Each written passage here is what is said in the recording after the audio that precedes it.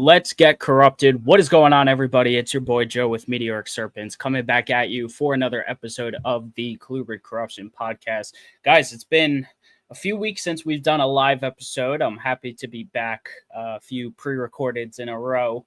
But yeah, I'm glad you guys enjoyed those episodes, and it's good to be back here for episode number 74. This is a huge one. I am very excited about it. We have a great group of people talking about snakes that I love tonight. That's the Rhino Rat Snake. Yeah, just super stoked for this episode and glad you're all here for it. So, of course, make sure you hit a like on today's podcast. Make sure you hit that subscribe button. We're still on the hunt for 1,200 subscribers. Drop a comment if you're watching this afterwards. Let us know what your favorite part of the episode was. If you have any questions, of course, you could drop comments or send us a message as well.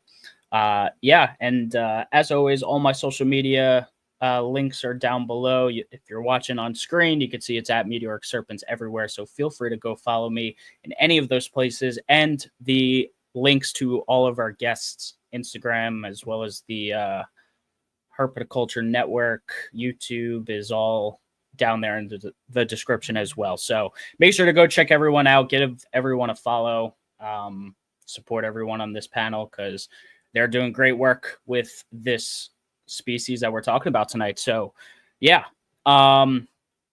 let's see. Also, first link in the description below does go to the Meteoric Serpents Patreon. As always, guys, it's another way for you to support the show, but it also gives you behind the scenes access of a little more of what goes on in my collection. You get early access to pre-recorded episodes pretty much right after I finish recording those. You get those. I'm trying to come back to YouTube a little bit. So when I'm making YouTube videos, which one of my last ones was this Rhino Rat Snake enclosure build, so to speak, which I'm definitely going to want to talk about tonight in terms of behaviors I'm seeing and all that good stuff. So like I said, everything you could catch early on the Patreon. So if you're looking to, support the show more or get more from me, feel free to join that. Once again, thank you. In the bottom, that corner, the Colubrid Corruption podcast is sponsored by Fulvius Apparel. I am decked out in all Fulvius gear today. And of course, Mr. Fulvius himself is on this panel tonight. So thank you, Justin, for supporting Colubrid Corruption. It's greatly appreciated. Whether you want to get a hat, get a shirt, any kind of herp-related apparel or gear or what have you, check out fulviusapparel.com and use code CC10. That's CC10 for 10% off your order. Once again, fulviusapparel.com. Go check it out. The link is in the description. Let's see what else we are missing. Yeah, guys, as always, Colubrid Fest is fast approaching at this point. We got that's about a month and a half away. Super excited. Again, September 12th to 14th. In Fort Wayne, Indiana, the Allen County War Memorial Coliseum. I will be there. I will have a table. A lot of stuff going down, which, speaking of that, the speaker panels just got released. I am giving a talk, which, just to kind of preface, I know there's a lot to talk about tonight, but just a brief overview.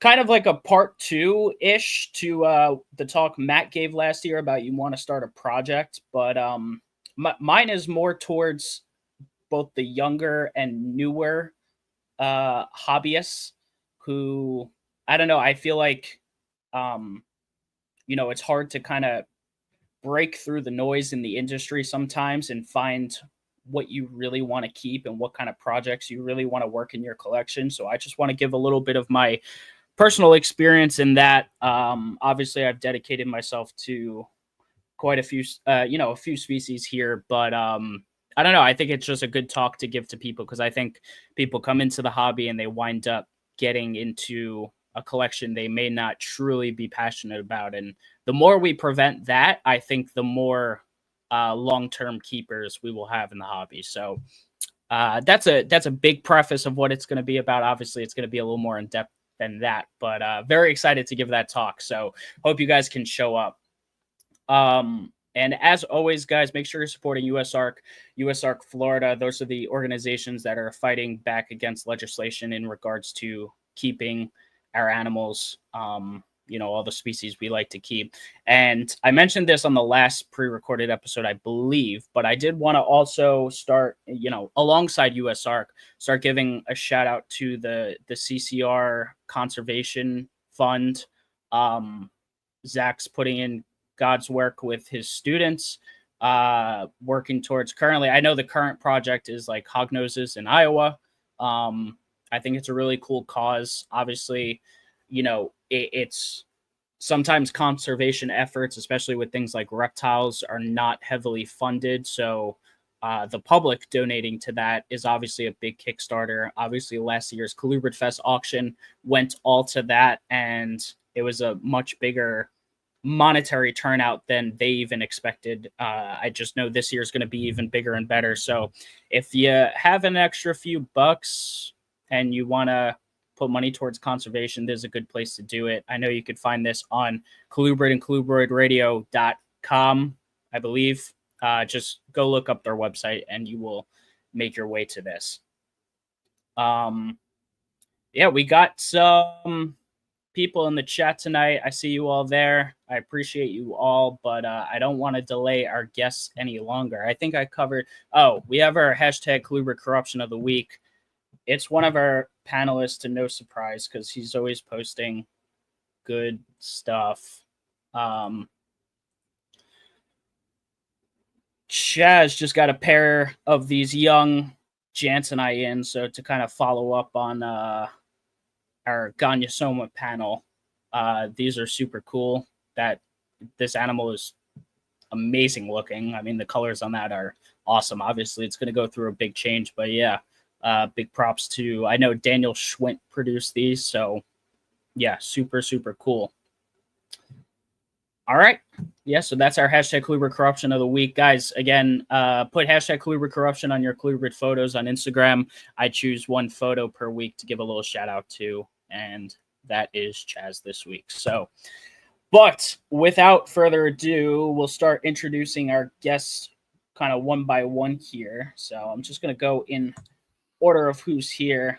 We have the sponsor of the show, Justin, Mr. Fulvius Apparel, Palmetto Coast Exotics. Welcome. Hello.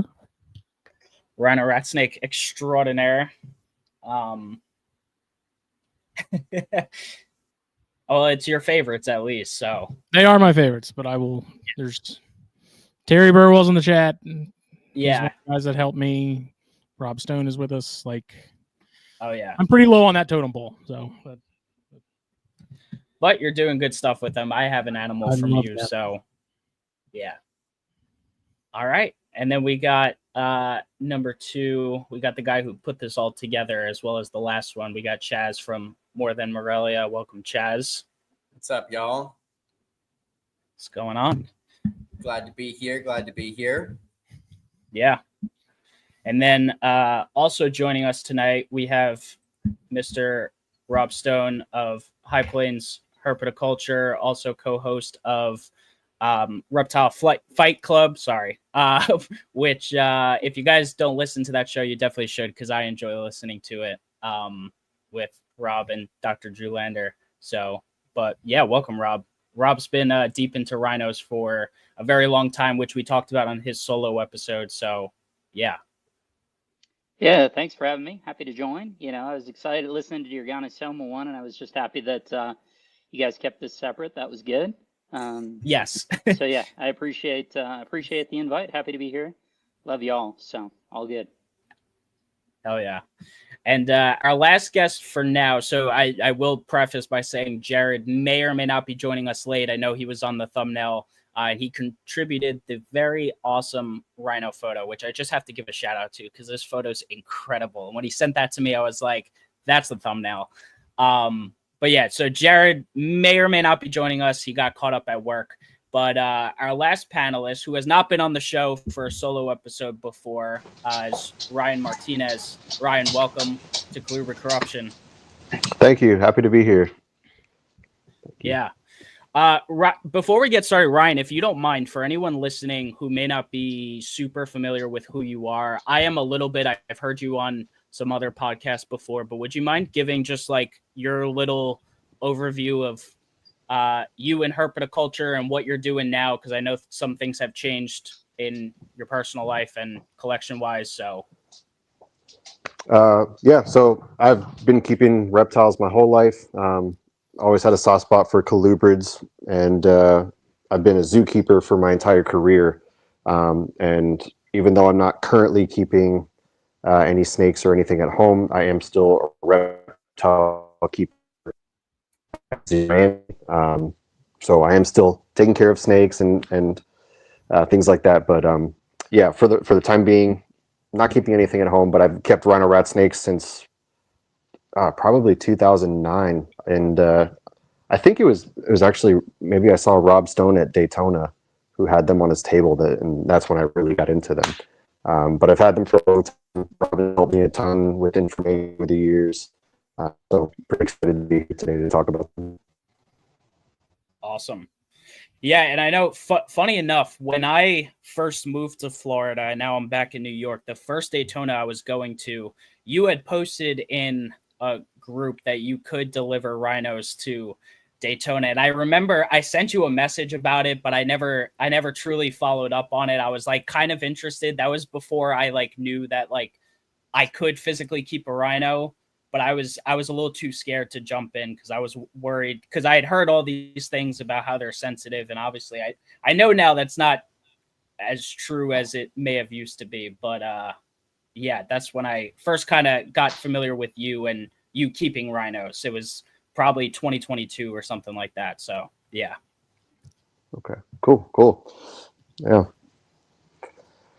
All right, fellas. Well, yeah, I mean, we're going to get into it tonight. This is a full-on rhino discussion. Obviously, you know, like Rob said, we kept this separate from the Gonyosoma because I think this species is very deserving of its own roundtable type episode. And obviously, I'm 100% the least experienced person here. I'm kind of just the moderator, so to speak. But hopefully, taking my shot at breeding them next year, we will see how that goes. But yeah, so It was tough to not talk about them on the Gonyosoma episode. yeah. How do you wanna kick this off, Joe? Do you want to kind of do what we did on the last episode and hit the natural history first? Sure thing. Okay. So I think going off that same paper that we went off last time, this would be the 2024 paper, the revalidation of the arboreal Asian snake genus Goniophis, Ranchophis, and Radenophis, with description of a new genus and tribe. We can link this paper again, I'm sure, to whoever wants to see it. But for each of the species in there, there's a natural history portion, and I'm just going to read it. Inhabits the lower and middle layers of primary, subtropical, and tropical monsoon forests, primarily near streams and lakes, but can also be found in degraded forest. Captive specimens spend a lot of time in the water, especially juveniles. Arboreal and semi-arboreal inhabit. It is both diurnal and nocturnal, with most activity during the first half of the night. Diet consists mostly of rodents and small mammals, with juveniles preferring lizards and fish. Captive juveniles may be cannibalistic. Reproduction is oviparous, with 2 to 17 eggs in an annual clutch. The females often guarding the eggs after deposition, with neonates measuring 170 to 385 millimeters. Listed by the IUCN as least concerned species and not included in the CITES appendix. Vascular name is the rhinoceros rat snake or Vietnamese horned snake. Distribution is China and Vietnam. Nice. Yeah, I mean that's a good start there. Yeah, so maybe, Yeah. and I don't want to hijack the show from y'all, but just the two things that jumped out to me right as you're reading through that, Chaz. Yeah. So, and we'll probably be all over the place, especially if you guys let me play around like this. But when it mentions babies cannibalizing one another, I haven't had it happen to myself, but it happened to a Okay. buddy of mine that had animals for me. Yeah, so I've kept them together without issue, but yeah, I've seen it where two became one, which is something of a surprise. We didn't anticipate that, so certainly can validate that. And then in terms of the clutch size, I've never had as few as two, but 17. I actually had 17 myself back in Really? it'd be 2009. Wow. So I can validate that. I know there was one other record of somebody who had 17. And that was a Fort Worth animal that mine was. I think the other person was over in Europe, and I think it was after I had already had 17. So a How whole big was mishmash of sizes. How big was that animal? Like off the lengthwise, or can you compare like girth? Probably maybe an inch and a quarter, inch and a half in in thickness across. Okay. But I had, we all try different things, and that was a year I was curious what would happen if you fed the heck out of them. Right. So she was big enough that season prior to that, I think this is prior to being paired, either prior to being paired or before ovulation. I fed her 7 weaned mice in a sitting, which is a lot. Yeah. Yeah. So yeah, she definitely, had inputs that year to do that. I wouldn't necessarily, well, I certainly wouldn't recommend that. We can get into feeding at some point here, but yeah, I definitely wouldn't do that again. But it was interesting. I wouldn't say she was huge, but she had huge inputs for that season. Awesome.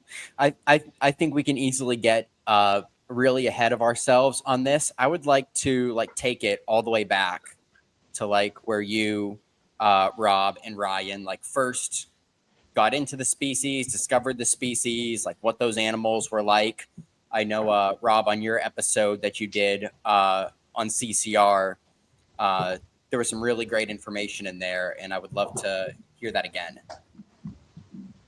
Sure. Yeah. So, I mean, my context with them goes back to the original Klaus imports that went to Cameron at Bushmaster, and then some of those animals went to Pro Exotics. Some of them went to Fort Worth was the main one that got some. Maybe Denver got some, and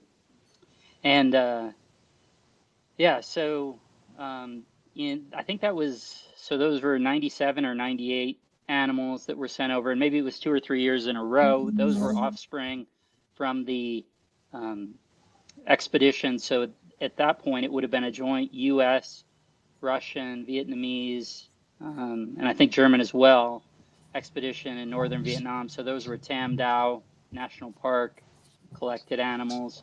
Was that the first time those have been imported that you know of, Rob? Yeah, I think to the U.S. Yeah, Cameron was receiving those from Klaus. I think those were the first ones. He only did that a handful of times in the late 90s. And then subsequent to that, Cameron was getting them from Tula over in Western Russia, which also got some of those animals from the Tam Dao stuff. They may have had Chinese ones as well, but that was the sort of all the original stuff was out of that North Vietnamese group. Yeah, and all those wild-caught ones did well.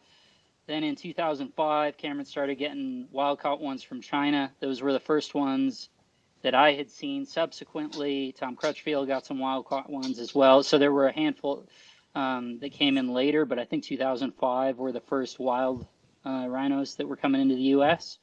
And I bought all those from Cameron. He got in, I think it was 5, and then 2 weeks later, 3 more, something like that, or 2 more. The funny thing was that they were all at least 2 foot animals, so all color changed animals. And just looking at them right away, maybe this raises another issue for later. I instantly said, "Oh, that's 4.1. I just want these 2." Even from 10 foot away. Oh, I want these 2. And Ryan was out there, and I actually had done that and drove away. And Cameron called me 10 minutes down the road and said, "Dude, what are you doing to me here? Come on back." And so I bought all of them. And then the next time I got all those as well. So, and I think it was 7 or 8 animals across those 2 weeks. And then we didn't see any more wild caught ones, probably for 3 years. And it was more like 08, 09 when Crutchfield started getting them. And Cameron got some more. I got some more from him then. So, but my original exposure to them was, so as I say, Pro Exotics probably got half those Klaus animals. They had an article in, I think it was probably just in that article talking about them opening up the shop in what would be 98 or 99, and a shop in Denver. They had been a breeding facility up in Boulder and then had moved, but it was all kind of warehouse stuff, had opened up an in-house shop off on Broadway. And yeah, so late 98, early 99. And in there was a little insert that was talking about cockeye and rhinos, both of which had come, they'd gotten through Cameron from Klaus, and, were really stoked on them. So I saw them there, and then had exposure to them. I started working there in 2002, and then around 2003, I was trying to think through this earlier today, but I think it was, so I started working there in 2002, working with them there at that time, and then in, I think it's going into January of 03. Robin indicated they wanted to sell them. They were having big issues, especially in their older animals, with getting blistering and things. They had probably had 15 or 18 of them, something like that. And they had, were really having skin blister problems, couldn't figure it out, and had put a few animals down. And I think I bought 10 adult animals, and with my buddy Tom Weaver, who was at the Denver Zoo and is now at the Sonoran Desert Museum down in Tucson, we together bought 5 adult pair and 3 or 4 maybe mid-change animals. So that was really when I started working with them, and I've had them every day since. So that's basically my deal with them. Yeah, that's awesome. It's really cool to, especially having you here and to kind of really hear about their roots in the hobby, because those were legit some of the original animals that came in. So yeah, for sure. Our descendants of those are still around. Absolutely. I still have. I was going to say, were any of those still around? So I lost the oldest animals that I had. The oldest male that had been imported as part of that, I think died in 2011 or 2012. I had put him down. He had developed these fibrosarcoma tumors. I think they were basically, the species has a real problem with depositing fat external. It doesn't have the capacity to do it, right? And most snakes don't, but certainly they can get real messy from it. And that was another issue kind of the Pro Exotics was seeing. So this, that male had lived for at least 10 years with these sort of subcutaneous masses along its body. I took it into Dr. Klingenberg, one of two or three that I had taken him, and universally the experience of was, what the heck did you just bring me, dude? He had drawn cells from it, and he was like, this is basically inert. But it turned out that they were sort of just these contained, cloistered fibrosarcoma tumors, and it was just coming out of that last brumation period. He hadn't really bounced out of it really well, and so we had put him down associated with that, and then got the pathology work done on it. But he had looked physiologically the same the whole time that I had him. So he had lived like that for 8 or 9 years. And the oldest female, she had stopped producing eggs for the last 2 or 3 years. But I think I produced from her in 2012, and then she didn't super bounce back and never produced more eggs, but survived, I think, 2 more years. So went up to 2015, something like that, which would have put her at about 18 years old. Okay. Wow.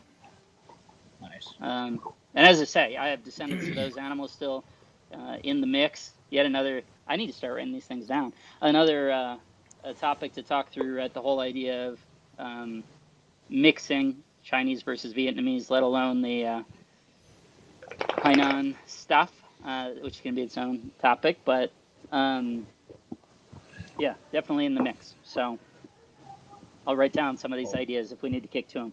But I've been talking a lot. Brian, how about you go? Oh man, I don't think my history is quite as in depth with them as yours is. I was trying to remember earlier today so I could talk about it when I actually got into them. I don't remember if it was Daytona 2008 or 2009. And I didn't know it was you until, it's funny you brought up Tom Weaver. I think I was talking to Tom Weaver or Dustin Smith when we were doing Franosoma work in Mexico, and they mentioned that they, were partnering with you on rhinos back in the day. And I was like, you know what, like that, and they were talking about, being at Daytona, and I was like, that might have been the table where I saw it was there was some adults and then a few things of babies, and I remember like falling in love with the species immediately right there at the table. I am thinking that it was you. I don't know if you remember vending Yeah, it would have been Daytona. with Tom and Dustin. So yeah, if you were talking about it, Okay. like it would depend Yeah. on the year, but we did it 04, 05, 06, 07, and I think 08 Maybe as it was well. So 07. yeah, it could be. Yeah, maybe Okay. Yeah. Maybe 07. 08. Yeah, that's probably right. 07, 08. Yeah. Yeah. Okay. Yeah. One of those Yeah. 2 years is when I first saw them, and I want to say they were like $100 a piece or something like that, and I don't know. I just didn't realize, how awesome of a I think snake they maybe were, so. but We I would just sell remember like males thinking super about cheap. them.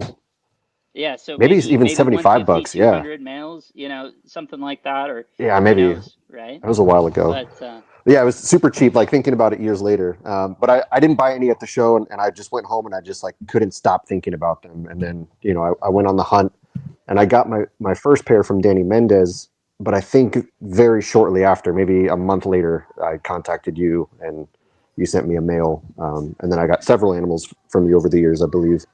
And I started grabbing them up from everywhere, but I wasn't right. looking at lineage or where they came from. But, I just went down the rabbit hole of Rhino Rat Snake, and it became my entire identity, for a while. Like that was all I was keeping. That was all I was posting.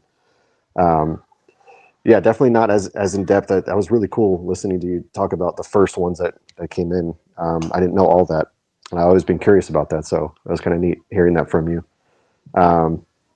Yeah, I went crazy with them. I had too many at one point, and you ebb and flow over the years and get in and out of them. But Is yeah, there such a thing as too many of them? no, there There is. isn't. Well, I mean, it depends. Right, depends what you're doing. I was just Yeah. having this thought. It's kind of the same deal that you're talking about, Ryan. And it actually, takes me back to when I was getting those wild ones from Cameron. I remember having a conversation with him probably that second time. He's like, "What are you trying to do here, dude?" And at the time, Tom and I Yeah. had these really deep quart tubs, and with the spacing in the room and all this, we had like 7 of them that were dual stacked, and it was like, man, the coolest thing would be if I just had 7 adult pair, in it just to fill this space and all that. And here I am. Now we're 20 years later from having that conversation, and it's like, well, that's basically what I have, and I'm Yeah. couldn't be happier with it. And it's you come full circle from having so many and so few, getting intrigued by other things, where it's like they become, as much as you get focused into it, then that's the thing everyone wants. And it's like, oh, I'll trade you, Stan Grumback's willing to trade the, first red phase pied Persian rat snake, to get Rhino, and you do all these different Right. things, and then, Aurora house, all the things, that we like. And then you come back around and say, yeah, I just like what you like, so. Yeah, it kind of just happens that way. I think at one point I got up to like 31 adults and sub-adults, but I wasn't breeding them all, and I just wanted to buy every single one that I saw. But then I got into Barron's Racers, and when I got into Barron's Racers, it was like, all bets were off. I started trading rhinos for Barons, and oh, there's blue ones. Okay, I got to get blue ones. There's brown Yeah. ones. I got to get the brown ones. And so it's like, just a constant circle. I'd go up, with Rhino Rats for a while. I got to get all the Rhino Rats, and then I'd go back around to Barons. So. Yeah, I know how it goes. Nice. Very cool. Very cool.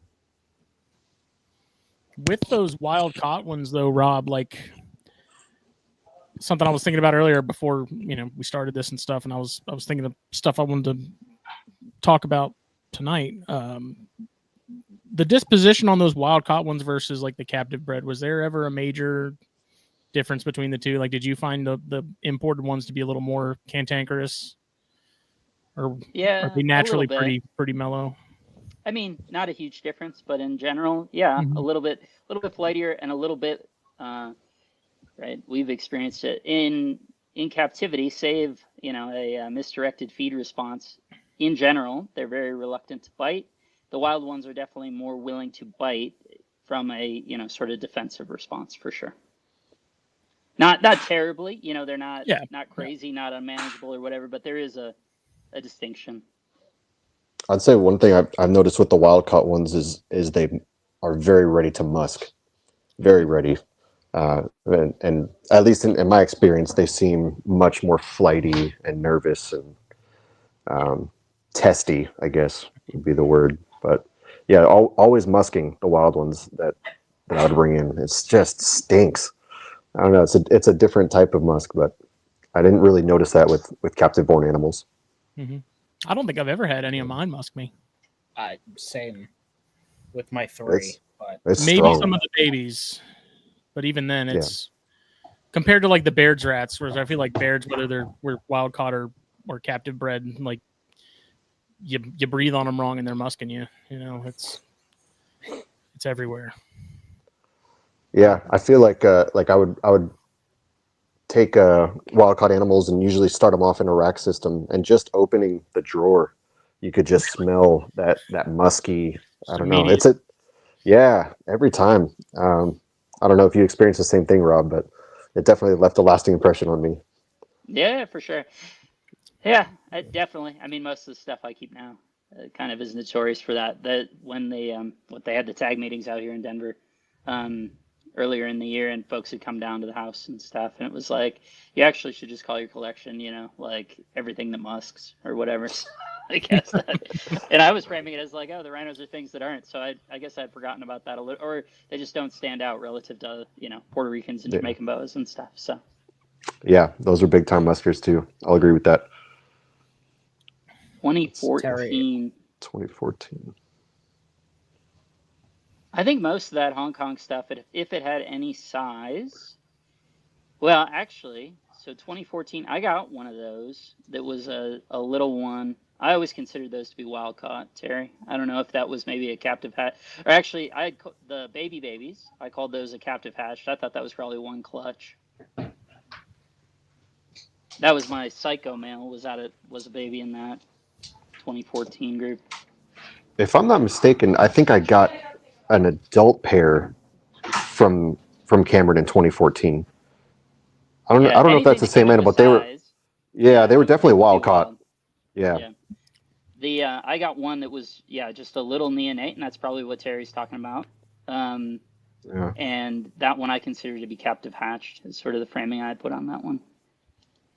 Makes sense. Yeah. Cool. Do we want to kick this off with captive care? Yeah, I was gonna say that. Well, especially because we're transitioning from the wild caught, I'm curious to hear how they would keep, like Rob and Ryan especially, how you guys would keep wild caught animals, if there was any difference to captive bred ones, especially, just the generalities, and then we could kind of get into like general how you like keeping, captive bred animals. Sure. How about you go ahead, Ryan? Okay. Yeah. I mean, any wild caught stuff, I would normally just put it into a rack. It's the easiest thing just to monitor, any sort of signs of, viruses or mites or anything like that. So I would always just start off in a rack, real simple water bowl, hide box, keep it sterile like anybody else would do. I did have trouble feeding wild caught adults. Never had issue feeding wild caught younger animals, but anything with size to it, I'm not sure if Rob would have it difficult. I usually leave something in it, a while that would stick to work.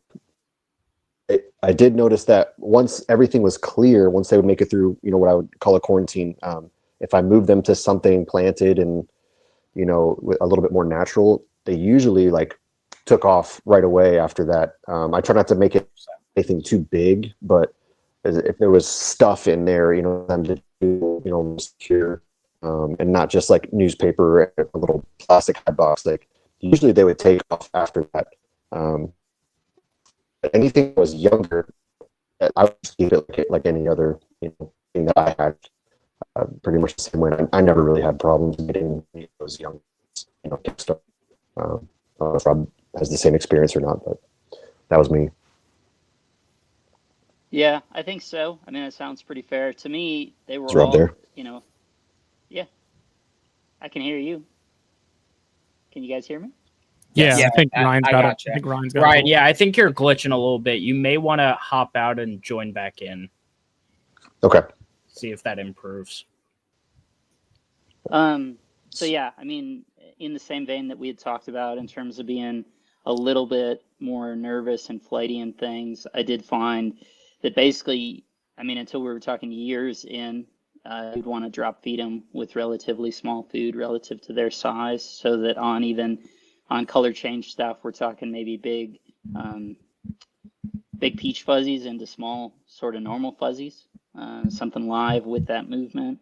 The smaller stuff tended to respond better, but similarly, kind of trying to keep it, definitely not pushing the size of the items. For the most part, I would say that they have done really well for me as wild caught. Kind of very much as a surprise relative to the stigma associated with wild caught Asian rat snakes. Those first ones all did super well. The 2005s, they all did really well. One batch in 2010 or so that I gotten from Cameron, the whole shipment got messed up. It was one of these, sort of thing that we hear about in stories from the 60s where you had like Air China's unloading stuff and they crush one box with another box on the, on the runway, this sort of thing and whatever. And so this was in, I think, the crushing rather than the crushed box or whatever. And I don't even think I had paid for it. I think he was just like, hey, man, give it a run. And those, maybe 50% of them did okay and kind of came through. But definitely, that was my first, hey, they didn't all just do great. Last year I got some from Dan Maleri that Schmitty had told me were available, and those were a struggle, to be honest. Really? Yeah. Those did not do great. I still have a couple of them, but I was super glad to have, in the same vein that Ryan had mentioned, it was like 3 that were larger, 3 that were smaller. The ones that they all ate right away, but then it was coming out too quickly one way or the other, particularly on those large animals. So I was super happy to have kept them firmly separate from everything else, working gloves, all those things. And so the sort of what I have left are the ones that were the very smallest of those. And they're still I treat them very cautiously, cynically. They haven't moved from where they were. There's nothing else near them. Still treat them with gloves. And honestly, I don't, that might be just not going to happen sort of deal. So yeah, I don't know. I used to say, oh, they do great. And then my experiences, maybe that was the naive, experience of, getting really lucky the first time because they've become harder the further time has gone along. I got a pair of those animals from last year also, and that I didn't get like instantaneous regurges. It was like 5 days later and like just the nastiest, 5-day digested mouse. Yeah. I couldn't tell if it came up the front or the back, to be honest. They were passing through as big items and stuff. So but yeah, not great. Yeah. So yeah. Felt like I got my butt kicked. Yeah. Well, I would say that, not saying there was ill intent there, again, sure. We're doing the best that we can with those things, but, and assume that from everybody else, and they look fine, right? When you pull them out, they look fine, and all that, I'm sure. And I don't know how many there were to go around. Like, if you and I make up the whole group or not. Right. But I would be curious if there are other people out there that got some of those animals, how those did. But yeah, I think I got 6 and I'm at 2. I don't know how many, you know, what yours looks like now. But even, as I say, I'm still very cautious of those 2, taking it very slow. Whereas initially, yeah, you know, same thing. I tossed in, you know, live food, small relative to their size, and they all ate gangbusters. And yeah, I was seeing the same thing you're talking about. When I had drop fed them just like right in front of their hides, and you know, looked in there 30 minutes later, and it was gone, and I was like, yes, like fantastic, they both ate. And yeah, then like 5 days later, food was coming up, and I was like, oh man. And they were, you know, they're wild caught. They couldn't afford regurgitation at all, Right. especially not fresh imported. Mhm. I'm actually waiting to hear back from Dan. He's supposed to have a pretty good sized adult female for me right now. So hoping to get that message soon and replace that one I lost. I still have the male, and he's doing fantastic. Nice. Yeah, eating off tongues, you know, really no different from any of the other ones. But yeah, losing that girl was a sad day. That's a bummer. Absolutely. So did you see the same issue in both, or only in the female? I think the male regurgitated twice, and I ended up hitting them both with some Nutrabac. Mm-hmm. I don't know if you guys are familiar with that stuff. Seemed to work on the male, and I think the female, by the 3rd time she regurgitated, which was probably 6 weeks into me having them, maybe 7 weeks or so, she rolled. Mm-hmm. Male just kind of kept chugging along, but I definitely slowed it down with him. And I mean, he was eating like large pinkies, as again, a fully green animal, probably 2 feet. Yeah. I'm glad he came through for you. You know. Yeah. And who knows? Yeah. Maybe I'm glad, you know, you're taking on the task of that project. Honestly, yeah, and if these, you know, kind of, as long as these continue to trend positively, I might just send them to you if you're happy to take them, because I just don't see them being something that I'm going to ever be comfortable putting in my room, to be honest with you. Heard. I'm definitely after the wild caught stuff, especially now that the H9 rhinos are a thing. I would like to be able to say that these are, you know, pure Chinese, Vietnamese locality. I mean, just for my own sake, I think it's worth somebody having them, you know. And if they're available right now, I'm gonna get them. Yeah, no, for sure. And that was my thought. You know, when Schmitty showed me the thing, I don't watch, you know, other than those, it had been years since I'd bought a snake. Yeah. And you know, I was just kind of in that same vein, and I think there had been conversation, maybe Colubrid, you know, we're talking through it and saying, oh, you know, they're all just this genetic meat grinder. Nobody knows what they had. So just to prove a point, I had gone through and diagrammed all my stuff, figuring out, okay, what's my average diversity and everything that I have, and what are out of founder animals and all that stuff. And I think the average diversity in my stuff is something like 1.2, with 1 being a founder animal, and 2 being, you know, a related pair, you know, or the 2, you know, F1s from 2 animals.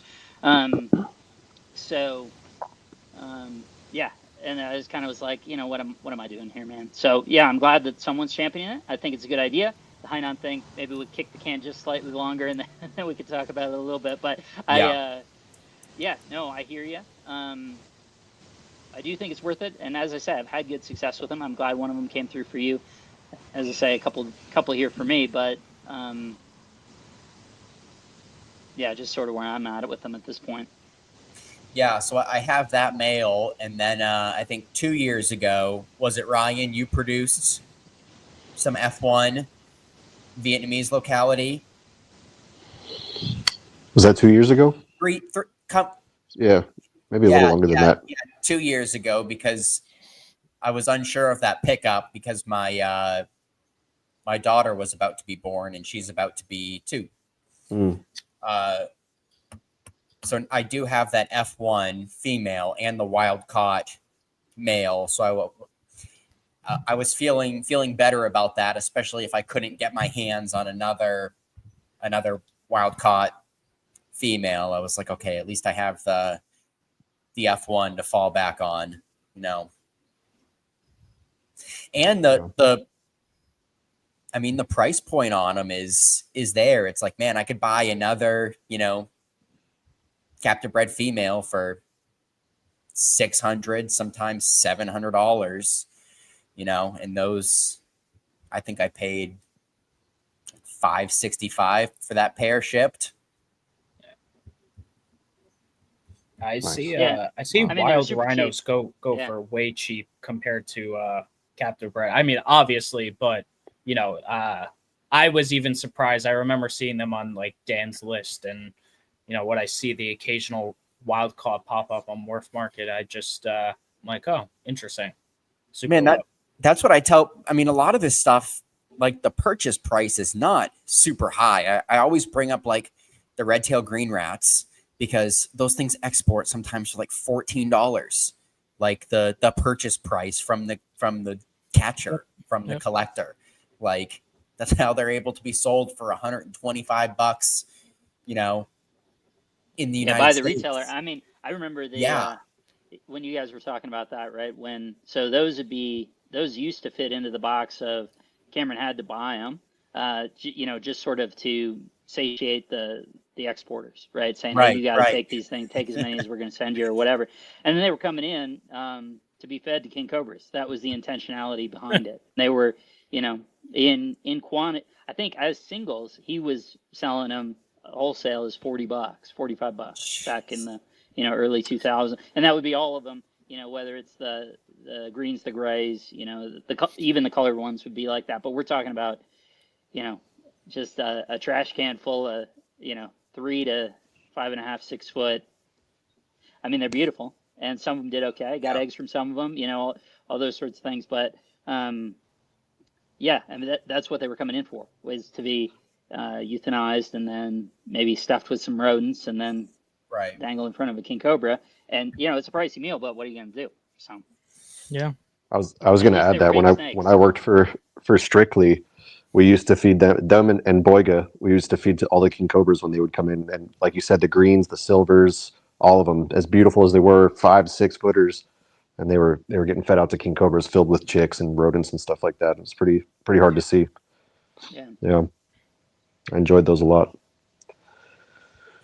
Yeah, sorry, I didn't mean to get off topic. They didn't do that great. No, you know, and that's the other part of that, right? Is saying that as you know, certainly I bought some of those and had a couple do okay, you know, but that was part of it. I think associated with that trade, because that was a volume-based trade, I think the care and quality wasn't there like it is now, even at, you know, that higher price point. So that some of that low price point, and that could even be the case. Heck, you know, I got 6 of those last year, and you know, it's 2 now. And I know Matt Most, you know, that's always his sort of deal, is you're talking about, sure, the price point looks low until you're, you know, buying 4 of them to try and get 1 or whatever it is. Mm-hmm. So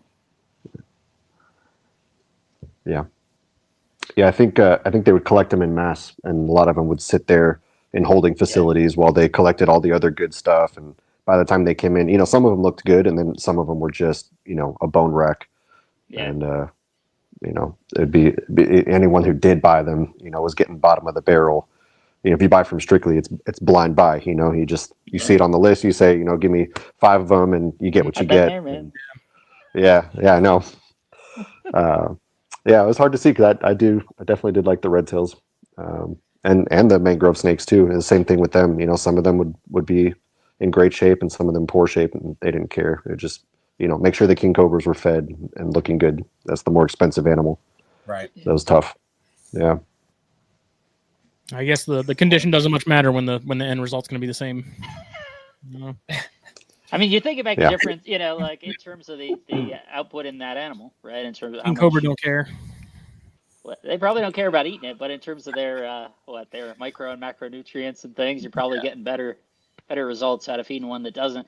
I mean, the other thing, Ryan, I know you would have seen this too. Some of those, man, they would be just covered in ticks, like just. I remember one in particular where it was like, it comes out of the bag and it must have had, and it would only get this sort of density from having been contained, as we're Right. talking about, right? Kept in giant, in mass numbers and whatever. But I think this one that was probably 4 or 5 foot had like 45, 50 ticks on it. Wow. Yeah. Just big, all engorged, things. And it's like, that's not going to make a great meal, dude. No, Get an probably anemic not. Snake, like, And it's super how else anemic. could that Yeah. be? Yeah. Yeah. Rough. Yeah. Seen some crazy things come in. Well, that could be a whole nother That's a whole podcast. different thing. Yeah. I don't want to go off on a We can tangent because I transition will. back into the good stuff for sure. But Yeah. with Yeah. the imported rhinos, as far as like stuff coming out of Vietnam, like that's not a country we typically see a lot of stuff coming out of. I know a lot of tarantulas and stuff are that are native to Vietnam are imported, but do either of y'all know sort of how that was often an interesting does question. Vietnam open up? Like, does Vietnam even export? Like, I don't know sort of what the status is with that. Ryan, if you have a good answer, I'm happy to listen. I have a thought, but it's not a good answer. I don't have a good answer for that one. By all means, take the floor. Yeah, no, I mean, Justin, as you say, my impression was always, other than farmed Burmese, right, in the 90s and things like that, which Vietnam became super known for, my impression was that it was more or less closed, save for specific permitted stuff. So those initial rhinos would have been permitted associated with that expedition and things. So when you had highlighted to me that those were available, and with that sort of designation, that was intriguing. I did ask, Dan just said, hey, you said Vietnamese. And he's like, yep. And I was like, okay. Well, all right. So I all you had need to no know. idea. Yeah, I mean, I was like, okay, cool, man. That's fair enough for me. He's like, I got the paperwork on him. Here you go. All good.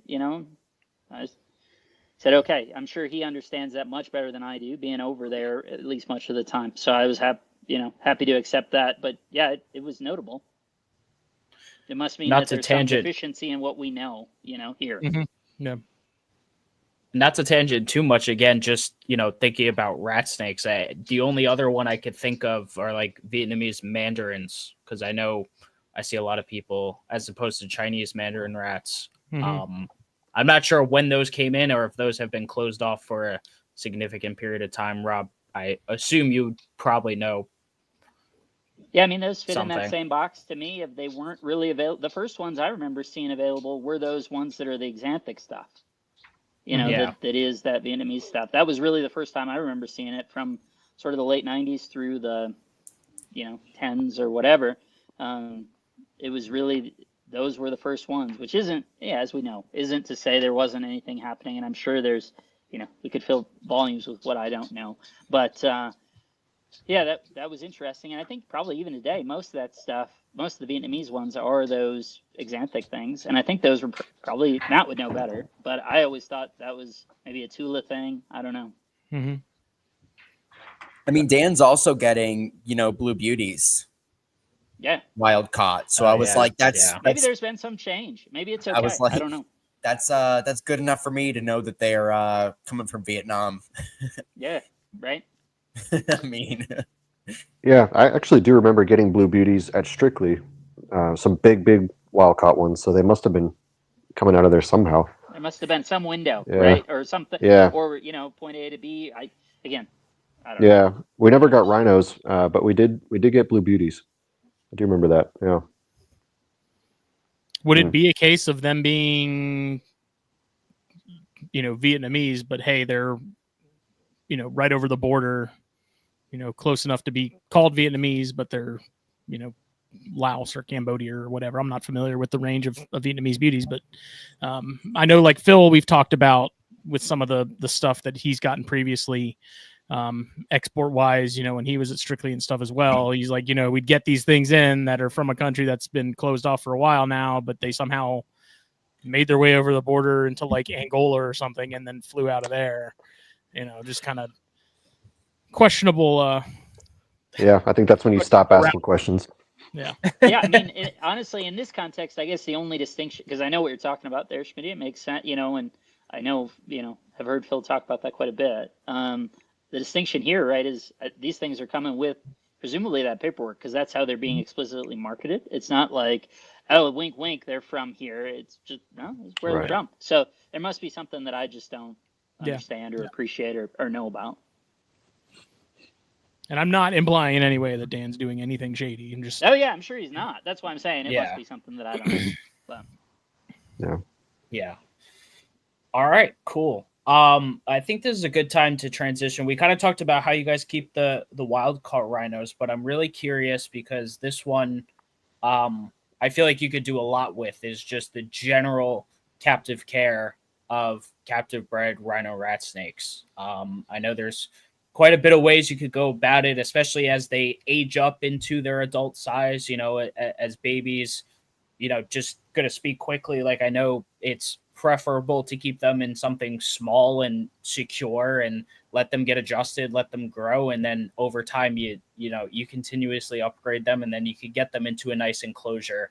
And I've told everyone publicly, like, before I got this new cage, like, I've been keeping all mine in racks. Even the two smaller ones are still in racks, and they were doing phenomenally, but I know that the species in terms of behavior wasn't getting everything out of it. So seeing it now in the cage, which I'm excited to talk about, just like behaviors I've observed, but like, I just want to hear, especially for the audience, just like general care, everything, like when we're talking temps, humidity, all that good stuff, kind of just a general overview. I'm not sure who wants to kind of go first on that. Rock, paper, scissors. Why don't you take it away, I'll start. Justin? Okay, go ahead. Yeah, I mean, there's 1,000 ways you could go about it. Obviously, I think they do well in just about any scenario, whether you're, keeping rack systems or, fully planted vivariums. People have been keeping them on exhibits at zoos, very successfully. I always like to start off, real small for the hatchlings. I just think it's easier to get them going, just like with so many other species of snakes, when there's less room, they don't seem to stress out as much. It's easier to keep up with feeding and everything. I've tried a million different ways. I think my favorite that I just sort of settled on for having volume was the Vision 332s for adults. It's just something that I used a lot of. I've used the Exoterra vivariums and things like that. I like them. They're just fine, especially if you are going to go for lighting on top. The Visions are a little bit different, but I've always had access to Visions, so the 332s has been my favorite for adults.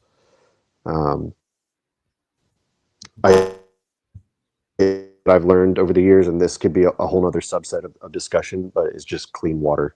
The clean water seems to be like just absolute key with the species, and just staying on top of that.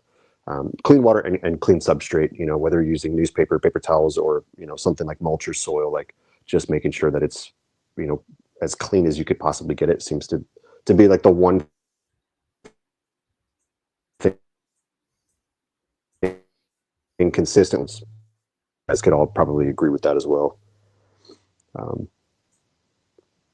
Yeah. I don't know. I'm going to keep it real simple. We all know how to feed snakes and set things up, but yeah, I would keep my adults in Visions and just keep things clean, and that's the best luck that I've had with them. Are you full ambient down there?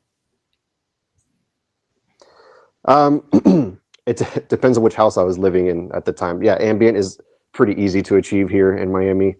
Right. But every now and then, if the home that I was living in at the time was, one way cooler or warmer or something like that, I would have to change things up. And eventually I did like setting up zoo style exhibits at home, and I was using, things like a mega ray on top, making sure that the exhibit was tall, but I was providing UVB and a hotspot and things like that.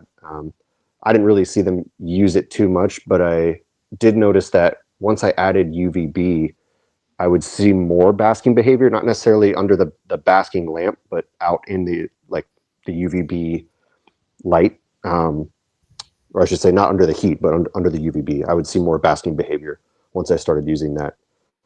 But yeah, typically like ambient was just the easiest way to go for me, especially with like the rest of the stuff that I was keeping in the room. So, but I could Miami. speak to that as well. Yeah. Are you in Miami as well? I was in Boca. I just moved back up Okay. north to New York, but I was in Boca for a few years. So I was keeping everything in my garage, and yes, all my rat snakes were being kept ambient. Yeah.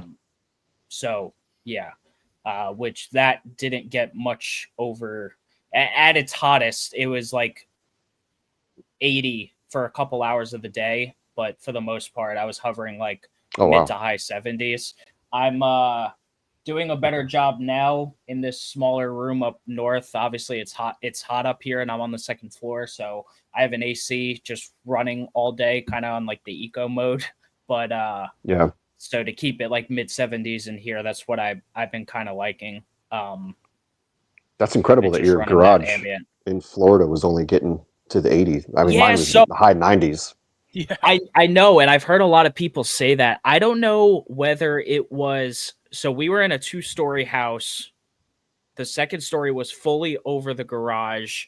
I don't know if it was the way the sun hit or the fact it was. I mean, most homes in South Florida are full concrete block. I don't really know. I'm assuming it has something to do with the direction of the sun and the way it would hit my garage in our cul-de-sac, and it just wouldn't get super, super hot in there.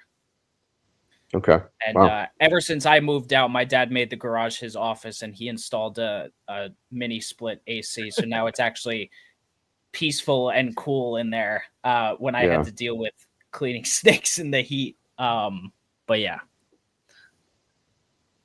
Interesting. Yeah, I could never keep rhinos in my garage. I don't know why. It'd be just far too hot. I'm amazed my tank of guppies, how they haven't boiled alive yet with the heat that we have in here, dude. Yeah. Incredible.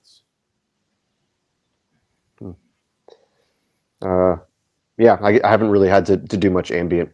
I've always tried to keep things on the cooler end with them. That just seem to do better whenever we keep them in a zoological setting. Like they're usually in the cold room or the cool room, and then you can add something to it if you need to provide a hot spot. But yeah, I tend to keep them on the cooler side, and they seem to do much better that way.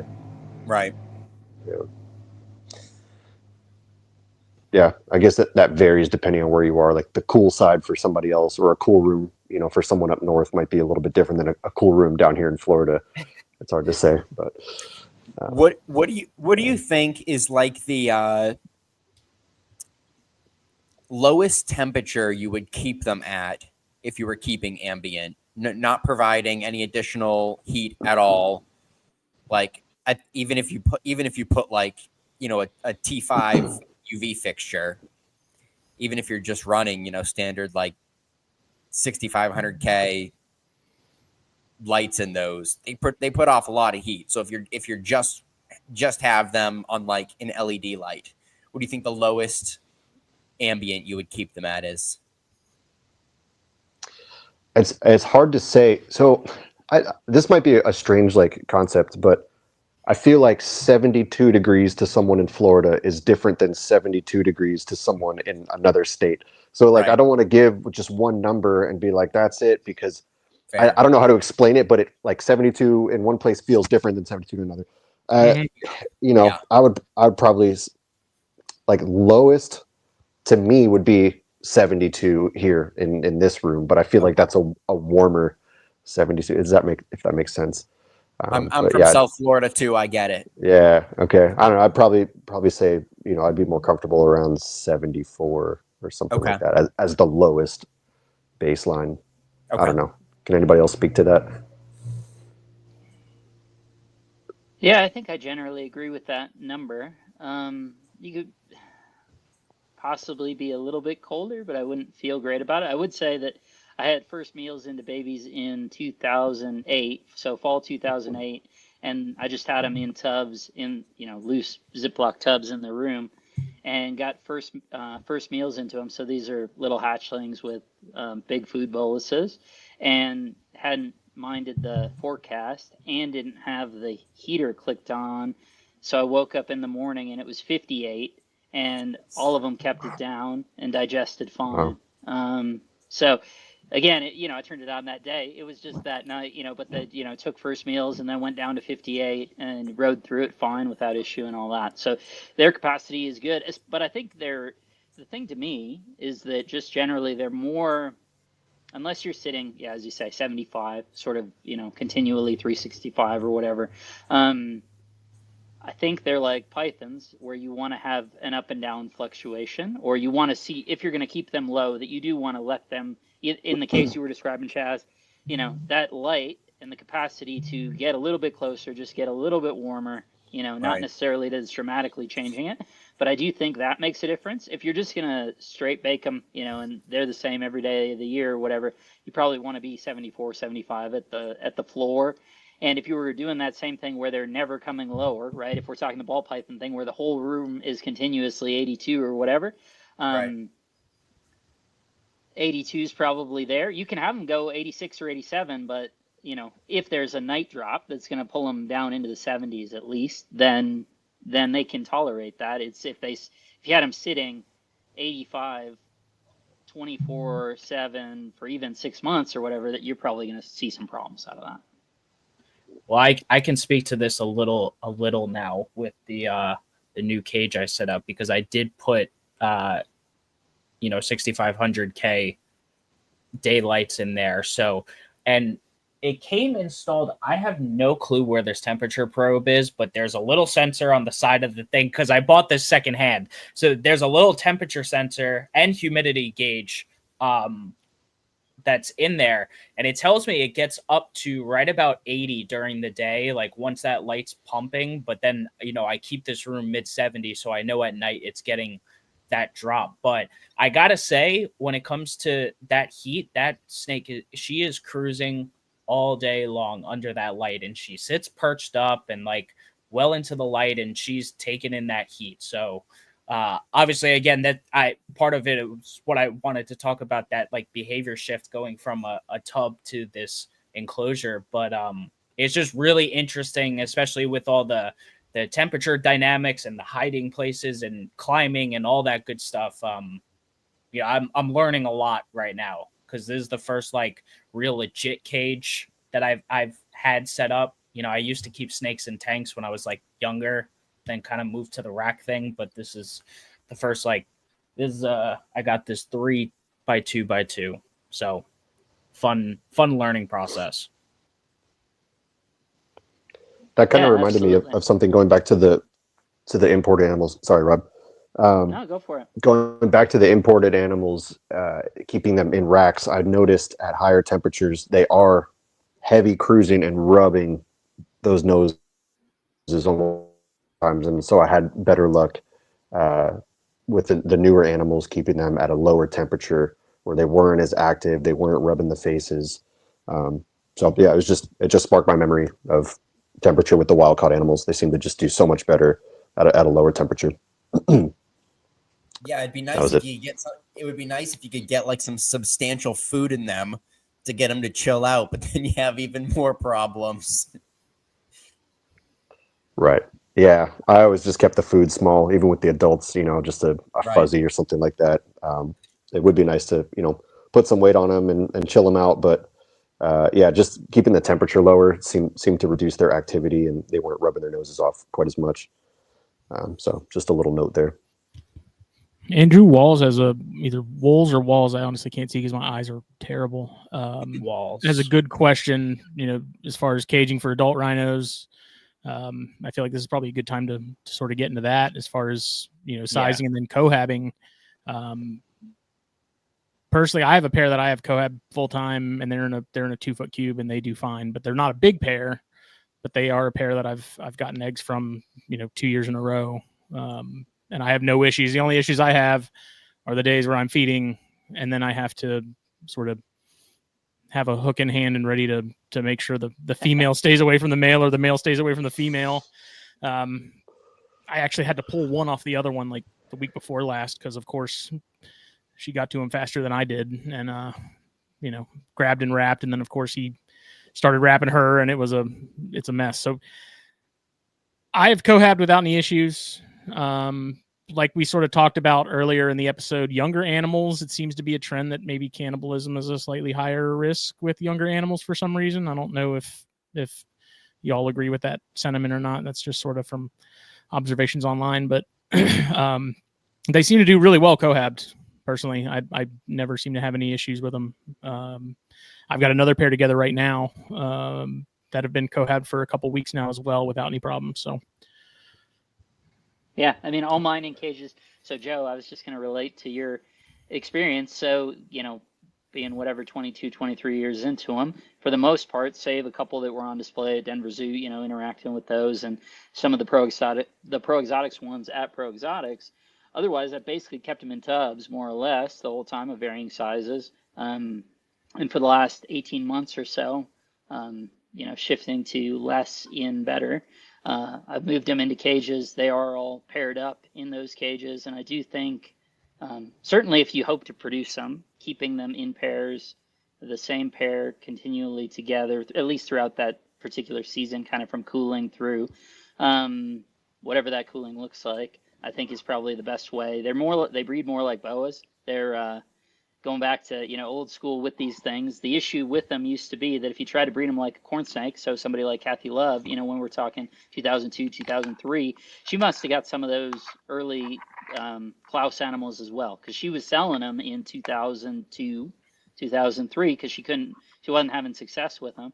Mm-hmm. And I know the reason why, and it's that, man, their process to develop follicles relative to other colubrids is really long, and the follicles get massive before they're ovulated, so that if you look at them, and you can look at them and count these massive follicles that haven't even been ovulated, and they can actually even trigger a shed. So you're thinking, oh, I just got my post-ovulation shed, and it's like, no, actually the follicles just got so big that it shed before it ovulated, and then you'll get a second shed, and that's the actual one to work with.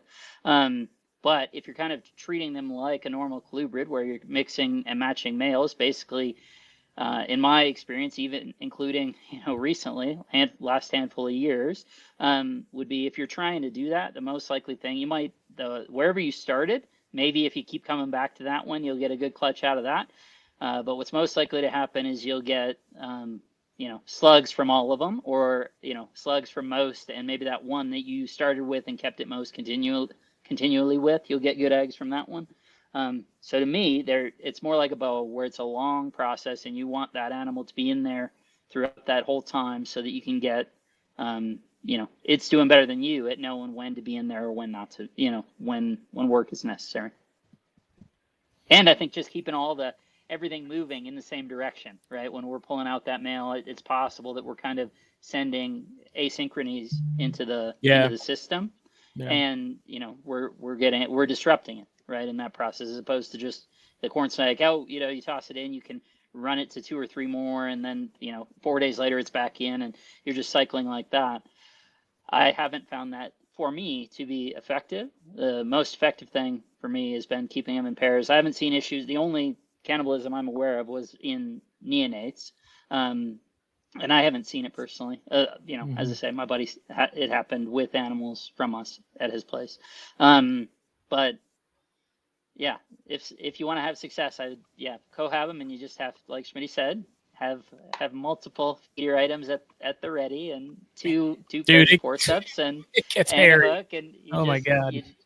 So yeah, I mean, I guess the only qualifier is you have to feel comfortable dealing with and managing that situation, because absolutely, invariably, one's going to mess around with it at least slightly more than the other, and maybe even feed him. Oh, the male's slightly larger. We'll give him, even if that food item is only slightly large, make sure you give him that one, so that it'll take just that much little extra time. So you're trying to line them up to be done at the same time.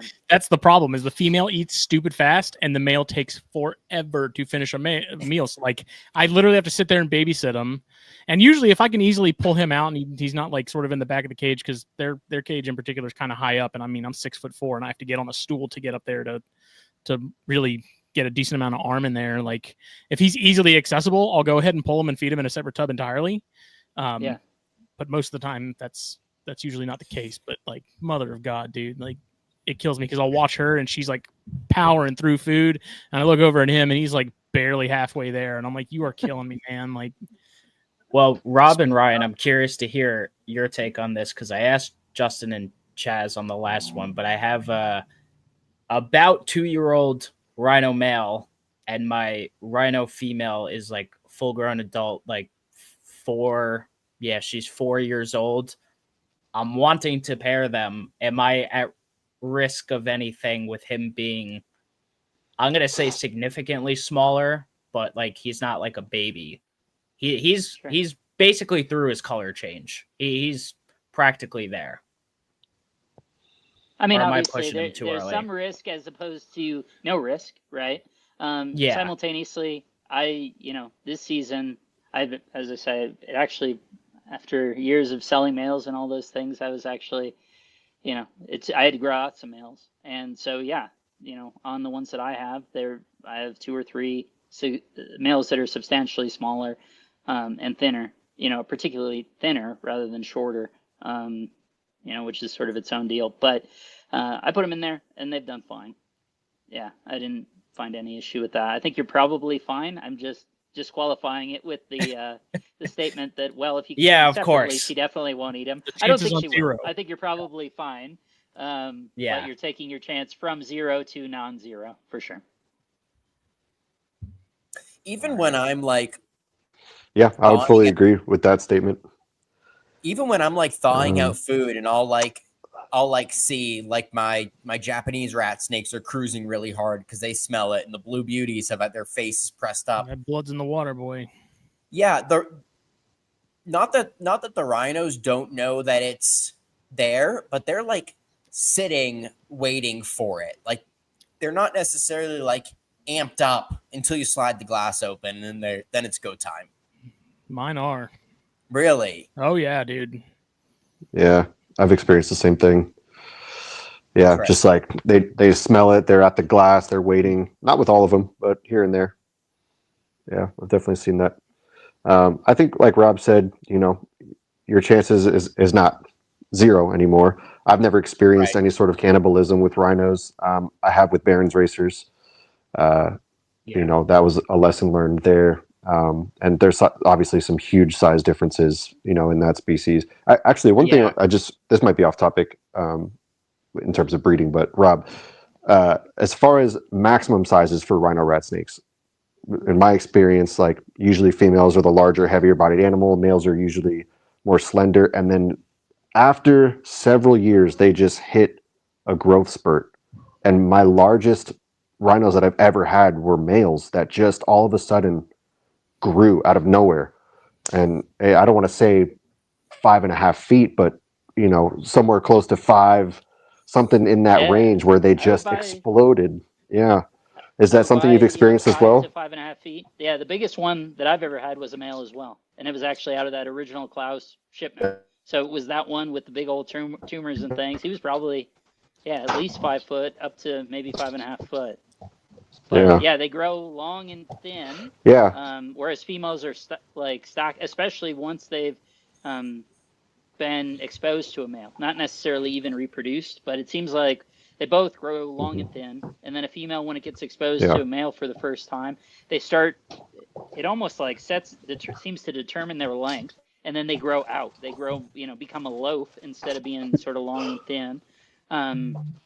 And then the males, they keep going long and thin. And then at some point, when they're 8, 10 years old, they'll just get massive. They can, anyway. Yeah. Okay. Yeah, it hasn't happened with all of them, but from a mile away, you can usually look at them. It's a male. That's a female. And then, out of nowhere, they just boom, explode. The whole body, becomes relatively, female-like in thickness at least, but they're just so much longer. And I always thought that was really interesting. I don't know what triggers it or not, but it's kind of cool. Yeah. Sorry, I didn't mean to derail the breeding stuff. It was just we were talking about slender males, and I was thinking about that one animal or 2 animals that I had that were just massive. So interesting. Well, and going back to Andrew's comment too about the different cage sizes, I definitely think it's if you give them more room, they'll definitely use it and appreciate it. Like you don't have to skimp. I think when it comes to space, man, because they love it and they'll use every bit of it that you give them. I think a cube is probably the minimum I'd go for a pair. I think ideally you could go up to, add an extra foot to that and do the 3x2x2 or something similar, and they'd be, all the better. But a cube for a pair seems to be fine. At least it has been for me for the past couple of years. Again, it's not a big pair by any means. They're not like maxed out or anything like that, but they're living comfortably and seem to do fine. Yeah. Yeah. But with that cube, I've also added I think we sort of how Rob has done it with the shelves of cork and things like that, and added levels to it to sort of maximize that space from top to bottom. Getting the most out of that cube, so they can use as much of it as possible. Yeah, I think surface area is important. I think we've done trios on exhibit, but a pretty large exhibit, and then we would always separate into buckets for feeding. That's where you run into the real problems. We've never seen any issues. If you don't have more than one male, we've never seen any issues with housing multiple animals together. They would bask together, they'd hide together. We didn't see any sort of stress or lack of appetite or anything, but we would always separate into separate buckets, let them fully feed, and then put them all back when they're done. And I did mess up at home trying to feed animals within the same enclosure, looking away for literally 2 seconds and turn around and one of them is 6 inches down the other one's throat and you're freaking out. But I typically at home just keep them singly, but I don't think there's any real issue with keeping them together if you have enough space. I try not, if I'm doing something like that, I try not to go for the minimum, try to do something a little bit larger and offer a lot of opportunities for hiding and basking and stuff. But it's twice the water bowl, cleanup that you have to do in that one. So that's another downfall, I guess. But yeah, I don't really see too many other issues with it aside from that.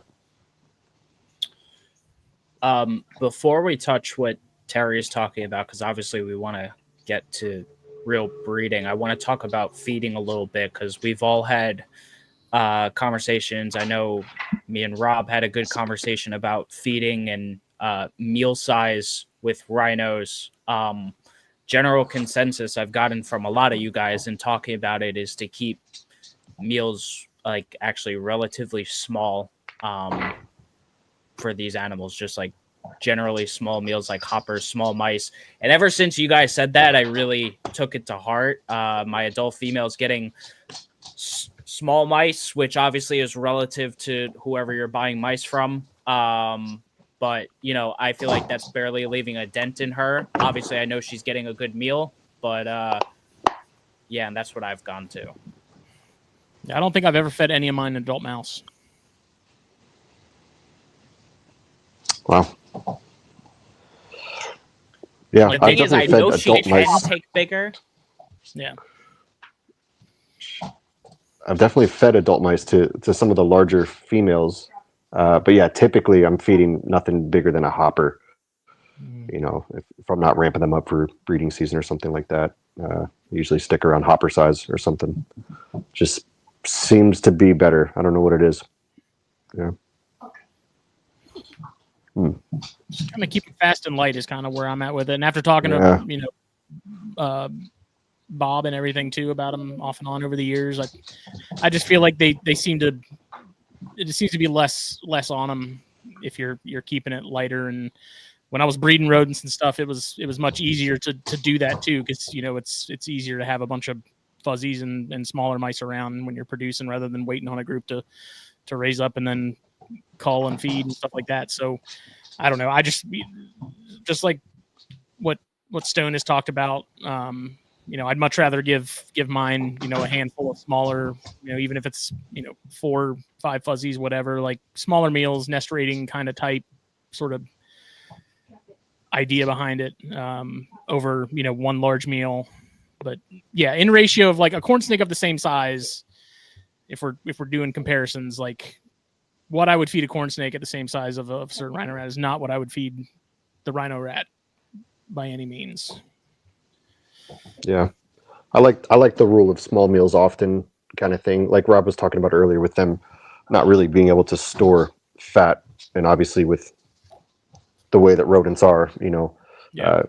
being mass produced, they're pretty fatty. And so, yeah, giving a large meal, it's going to be tough for them. I like a small meal often because they'll pass even a large an adult mouse, so quickly, and then they're hungry again, but they're putting on all that weight. Like if you can just give them something a little bit more often, that's a little smaller, but it sort of takes the edge off. I think they just seem to do better with that, if that makes sense. I still cut my mice Yeah. with all of mine too, regardless of size. Like I haven't talked about that hill in a long time, but I'll die on it. Like cutting the mice and stuff. It's real. Dead mice, not live mice. Don't cut live mice. That's weird. I actually, I think it helps. I think it makes it a little easier on them as far as digestion. Like I noticed digestion time is definitely shorter. Like from the time that they have that lump to the time it's gone, cut versus uncut. Like there's a pretty big difference. I actually used that trick on that wild caught male when I was hitting him with that Nutrabac.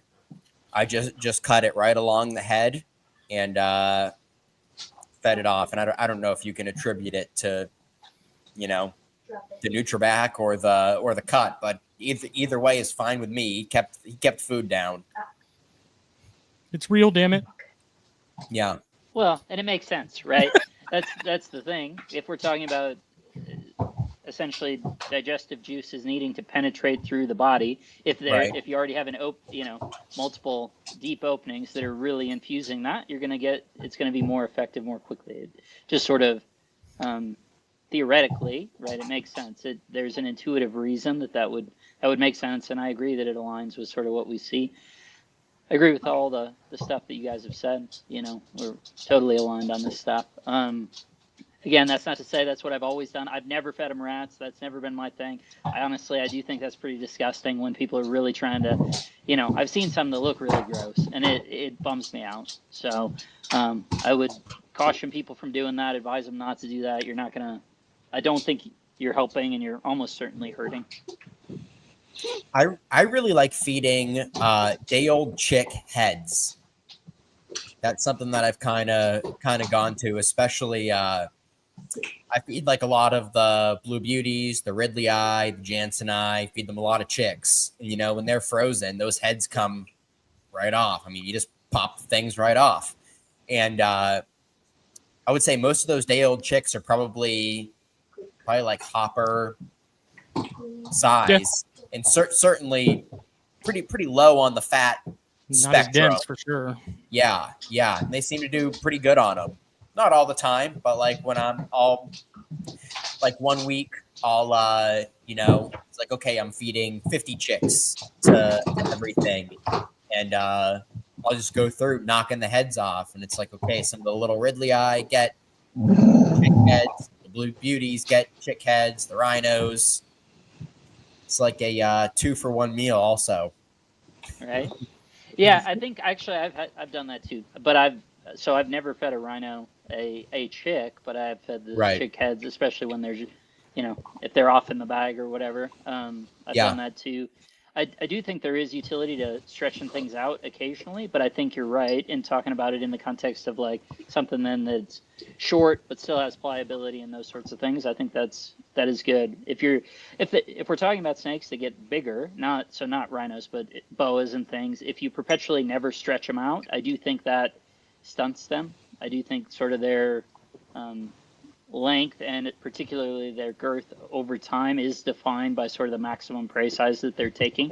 And if you only feed, say, mice to carpets or whatever, which they totally can survive on, but you wind up with these thin heads and things. And I think it's a product of them never having that sort of maximum sheds. I think come from eating wide items and really stretching out. So I think you're onto something there, Chaz, in terms of, hey, stretch them a little bit, make sure you're getting good growth and development, but without, this crazy food bolus. Right. We talked about it a little earlier. I mean, I know we all see it, especially in the little ones. And that's what sort of made it clear to me, or gave me the idea, is I really think the soaking thing is tied to feeding them too much. And I think they go, because at this point, I live someplace super dry. The only time I see them soaking is after they eat. And if it's something where if, I fed them a larger meal than I normally would have just based on circumstance or whatever. I had one a month ago where it was like, yeah, that is the largest one that I had, and I had fed him something that maybe is creeping in towards a weaned, because that was what, I'd pulling stuff out of the bag and whatever. And he was the only one I would even consider feeding it to. And he spent 2.5 days sitting in the water bowl. And this is on a corn snake, it wouldn't have been even really a noticeable lump. You wouldn't have thought twice about it. And he sat in it the whole, for 2.5 days coming off of that. Our babies, every time we get first meals into them, where do they go? They go sit in the water and they go float. I think it's that, relieving the pressure of that food bolus. That's really what they're trying to do with it. And so if people are consistently seeing that, I would just say they're, I'm not saying you're doing it wrong, but I would say you could probably take a step back from what you're doing. And that, maybe that's size, or maybe it's just like, space another day or two in between or something like that. Unless if they go and sit in it for that first 8 hours and then they're out of it, fine, whatever, that's fine. But if they're going to sit that 2.5 days, there was a clear correlation, that's not usual for that animal. And it was clearly tied to a choice and a decision and how that had gone. And it was like, yeah, this is why I don't do this. And here you're showing me the association. So. Right. I've noticed since moving this animal into the enclosure, she has gone in the water much less. I've only caught her like really immersed in the water bowl once since I've moved her in, which I find very interesting because she was always in there when I had her in the rack. And I gave her 2 water bowls, and I still give her 2 water bowls, and I've only found her in there once. Yeah, and so maybe that's it. Maybe I'm oversimplifying, right, based on my experience and when I see it, based on sort of how I otherwise would set them up, it's a food thing. That's not to say it can't be a sort of a defensive response or a mechanism based on the surrounding, it's just the spot it feels most comfortable. It could be temperature, it could be any of those things, but that's what jumps to mind based on my experience is like, maybe it's a food bolus thing. Timothy asked about chicken hearts. I don't know if y'all have tried those with yours. Mine, I did it with mine, and it was kind of hit or miss. I have some that wanted absolutely nothing to do with them, and then I'd have some that they didn't care if it was a mouth or a finger or a chicken heart. They were gonna go for it. I've done the chicken hearts. Like if I'm at the very end of a rodent order, and it's like, okay, I'm really low on like my hopper stuff, but man, I've got 200, 300 other feeders that I'm not going to give to rhinos. Like it's easy to just go to the grocery store and hold myself over for a couple weeks. Same thing with those chick heads also. Like it's easy to just switch it up a little bit rather than having to feed them something bigger.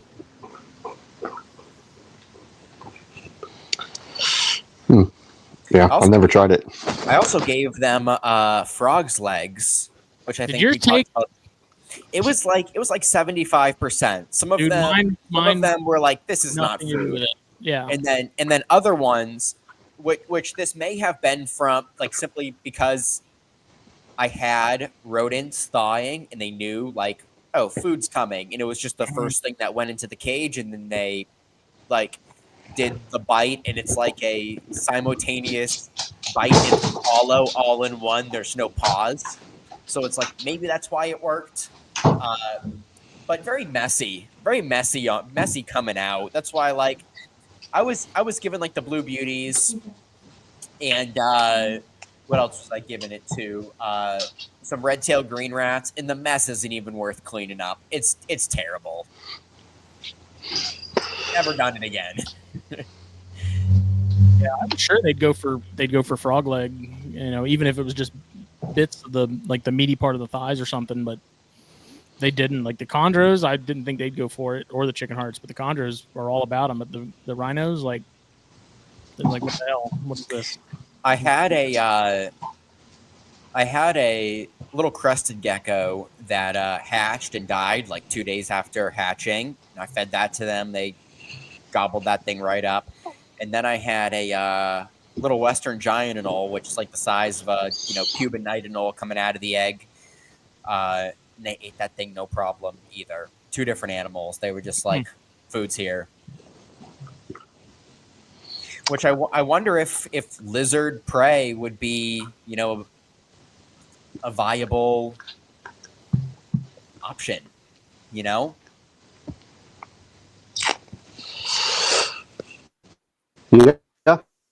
I think that could be a viable option.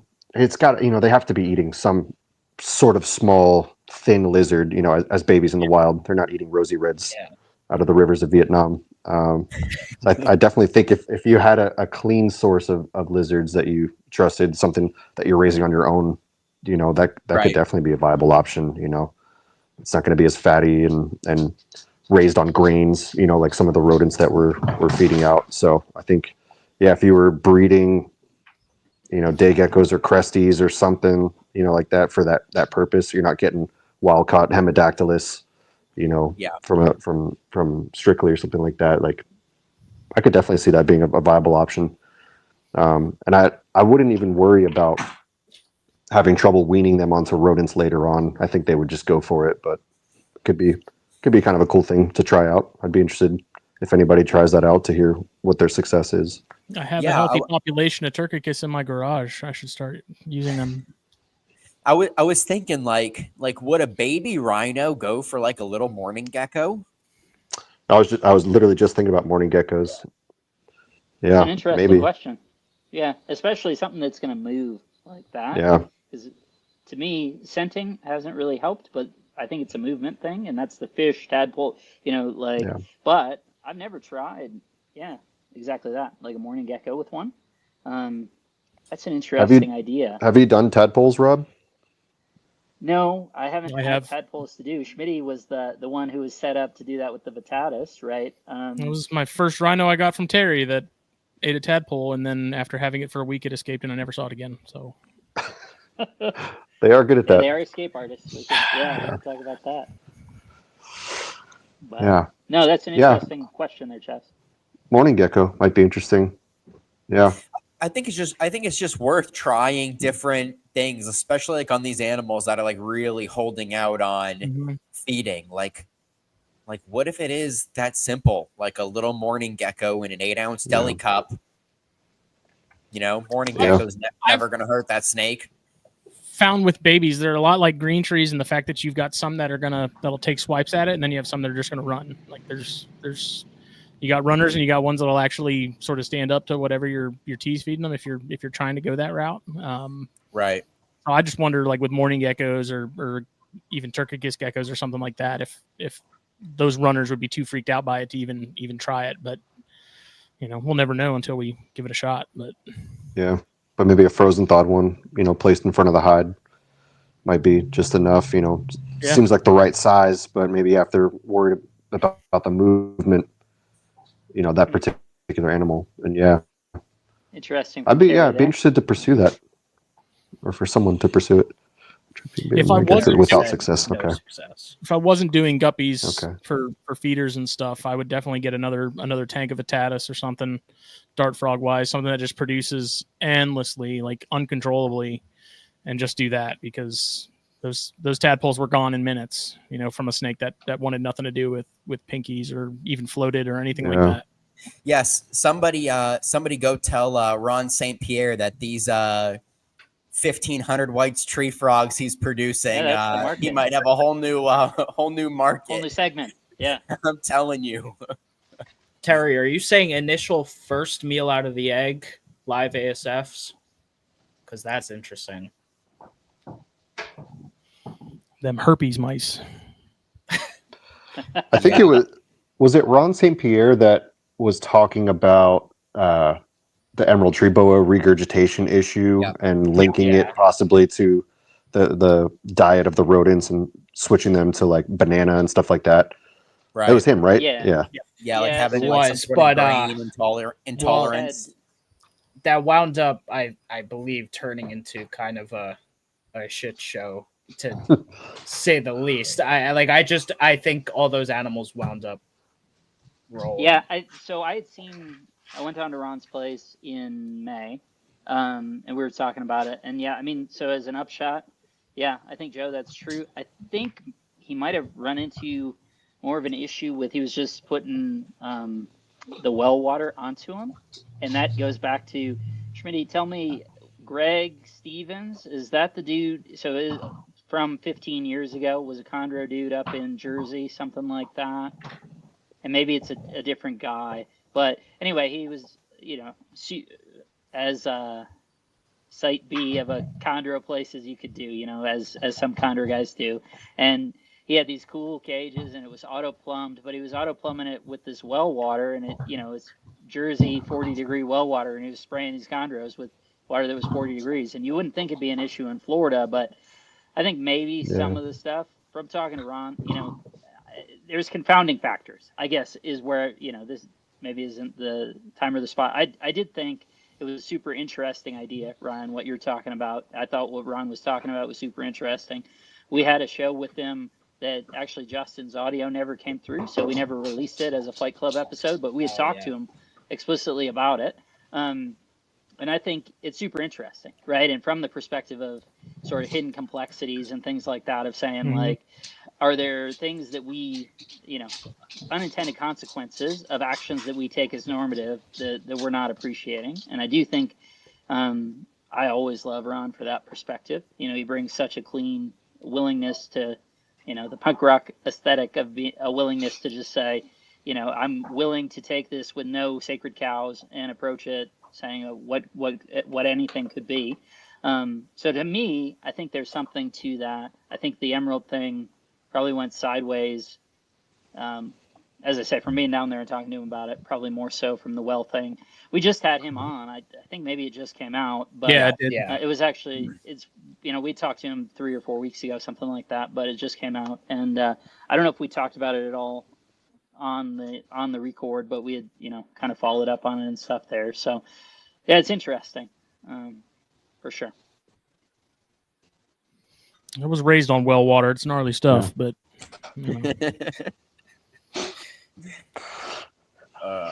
yeah. Actually, bringing up well water, that's a good segue into water quality. Is down here where I'm living now for the past probably 10 years. I've lived down here in Homestead.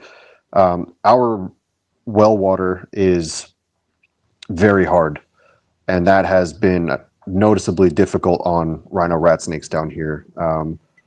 I mean, it's full of calcium and other minerals and stuff, and it just seems that they just don't handle this water well. And so I started using like spring water, or I would bring RO water home from work and things like that, and was having much better success with that stuff. But I think it depends, where you're from and what kind of water you're using. But yeah, I noticed a big, I guess I'll call it an issue with using the well water down here.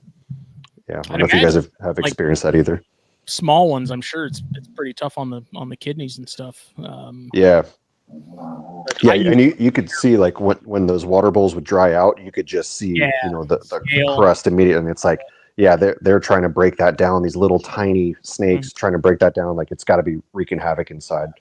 So yeah, I've been using a pure filter for, I don't know, probably 10 years now. I used it with dart frogs. I used it with chondros. I use it with rhinos, with everything, and I have had no issues. But the problem is like I have to refill it every like second rack of stuff. Like I'm having to refill it constantly, and as those filters go, they take longer and longer to fill up. So what I think I'm going to start doing is those big Primo jugs you can get at like Lowe's and Walmart. They have these like hand pump things you can attach to them, because we got one at work. And so I started thinking, like, I'm going to figure out a way to clear out a spot in my room to just have one of those, because you can get a giant jug of that water for I think like $7, and the pump's like 10.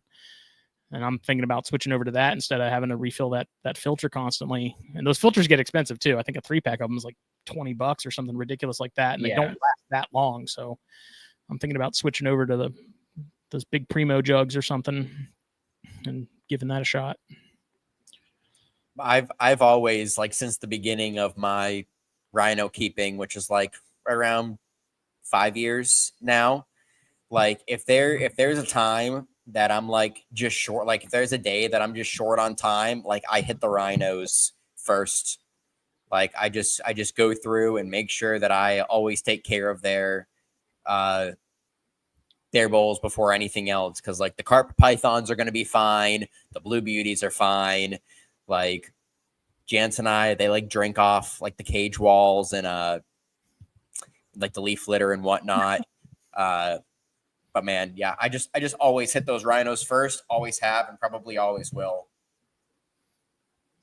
I don't even know what the quality of our tap water is. I get weirded out by using it. Like for human consumption is one thing, because our kidneys are however many thousands of times larger than right, a little rhino rat snakes or even an adult rhino rat snakes.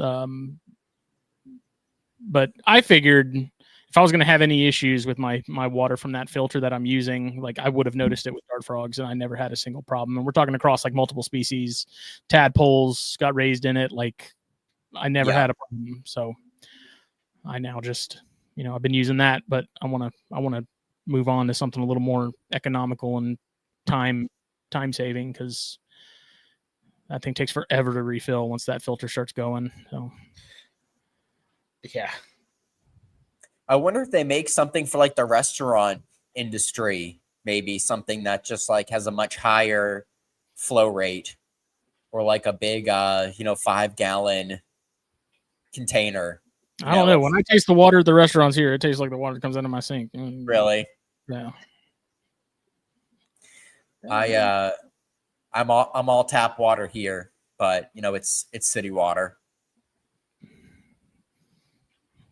Come on, you coming up? My neighbor's dog has decided to join me. Nice. It's exciting. What's up, dog? Oh my. Hello. Nice. They're probably looking for her, but she's mine now. So, my buddy. No, I think what you guys are doing is great with it. Honestly, I've never gone to those lengths with it. I've just done the same thing that I have basically the whole time I've been keeping snakes, which is keeping gallon jugs full of water. I fill it with tap water, leave it sit in the room, and then use it as it comes, and then go and refill it, and that's it. And I had always taken that perspective, so that was a Pro Exotics thing associated with something. I don't know if it was chlorine or whatever. Essentially, if you kept it unlidded, right, it'll dissipate out of the water within 24 hours or whatever it is. And so that just has been the practice that I've approached it with, and haven't found issue with that. Honestly, I think. And Chaz, are you down in Florida too? Where are you at? Or Missouri? Georgia. Okay. Yeah. So I mean, let's seasonally, you too, Joe. You all, I think, are just at a disadvantage with the relative ambient humidity that you keep them in. I think you're just facing a much bigger challenge in terms of. So my understanding, right, if we go back to kind of where you started us out, Chaz, in terms of talking about natural history, if we're talking about the Catbaw population, right, it's basically limestone karst, and this is an island in the ocean, right? So they have this tremendous exposure to humidity, but we know there's a sort of cyclical nature to that, both on a daily basis and seasonally throughout the year. And so I think basically they get exposed to that, but they're kept dry because that limestone is super permeable. So they're never sitting in stagnant wet, or at least at best it's transitory, right? Even if they go for a swim, we've seen the on INAT, right? There's one swimming in the lake on Catbaw, but then it's going to come out and it's going to be on something that's going to dry out super quick because it's just permeating down. That's the same thing we said about like red-tailed green rats, is like, how can a red-tailed green rat tolerate, crazy humidity and not get any of the skin blistering that we see in captivity? And that's because when it rains, the branch that it's sitting on is dry in 20 minutes.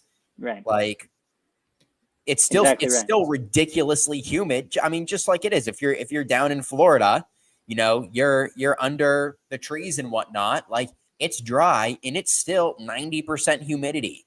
Like, but nothing but, the ground, which they're not on, is wet. Right. That's the thing. So I think it's just with the if you have high ambient humidity and whether you're using whatever your substrate is, I was going to say particularly if it's a particulate substrate of any kind, that's that much more likely you're going to need to up your ventilation, and you're going to need to really focus on your cleanliness, because that can turn, that moisture in that particulate is just so much harder.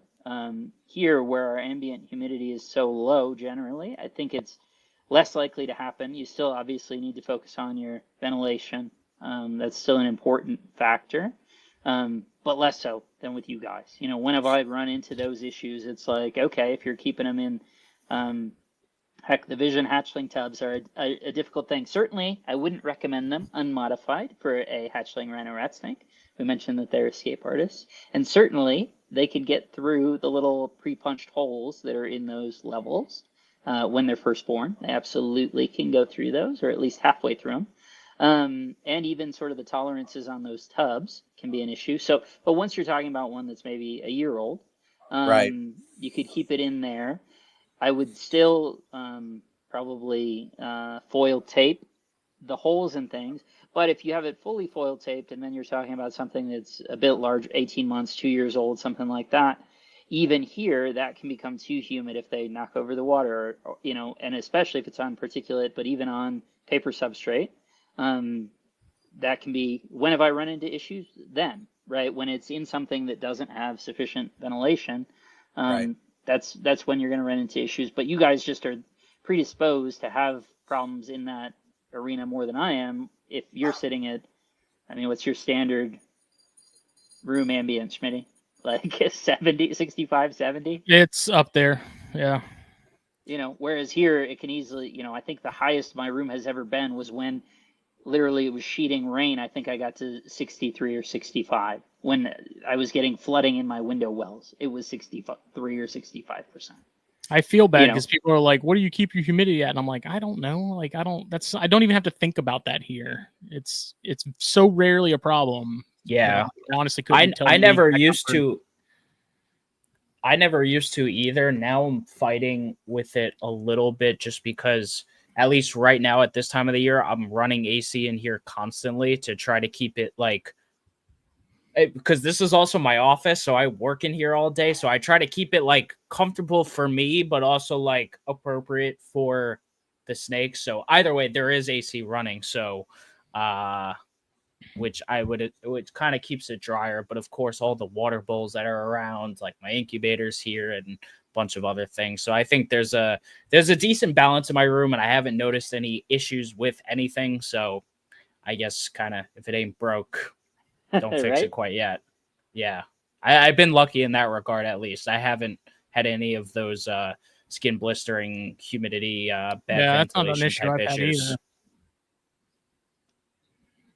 Yeah, You'll I think go ahead. you'll see adult pairs come up that you just know that they have been they get the kept little wet black for dimpling on the centers of the scales. Yeah, you absolutely can see it. people for a long time, like I knew that's what this was, and people were just like, oh, these are just older animals, this is just something that happens. But I'm just like, no. That was there when I found it. Yeah. Or these animals would get like, oh, I got this adult pair from this guy who got the, pair that was already 6, 7, 8 years old from this guy. And it's like, they've always had it. It's Somewhere like, in that line, it happened. Yeah. Yeah. Like a high bacteria load that just And I will eats say away that color. They can get the skin thing and not have it give that look. Right.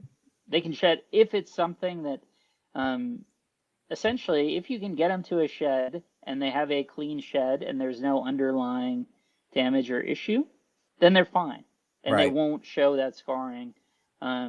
If that doesn't happen, that's how you get that black pitting look to the scales. And it doesn't go away. Once they have it, it doesn't go away. Yeah. One of the ideas was that it was coming from animals that were obese, and that just didn't necessarily seem right to me. I think it's scale distortion, right? So Okay. that big male that I had, that had those big tumors and stuff in those same areas had that black pitting. Okay. So that animal had that black pitting, but that was an animal that obviously had been through a lot, right? Right. So it had lived, going on a decade with these massive fibrosarcoma tumors outside, on externally that didn't change shape, they didn't grow, they didn't shrink, they didn't do anything, they just sat there, and he was just being a snake the whole time. I don't know whether he had also been sort of in the blister, exposed to blister stuff earlier than that, or if it was solely tied to that. I can say that those tumors, like there was wacky scale distortion, right? Where we're talking about them being elongated in bands and things like Wow. weird stuff. So I don't know, right? If you were getting scale distortion, I think you can get that pitting.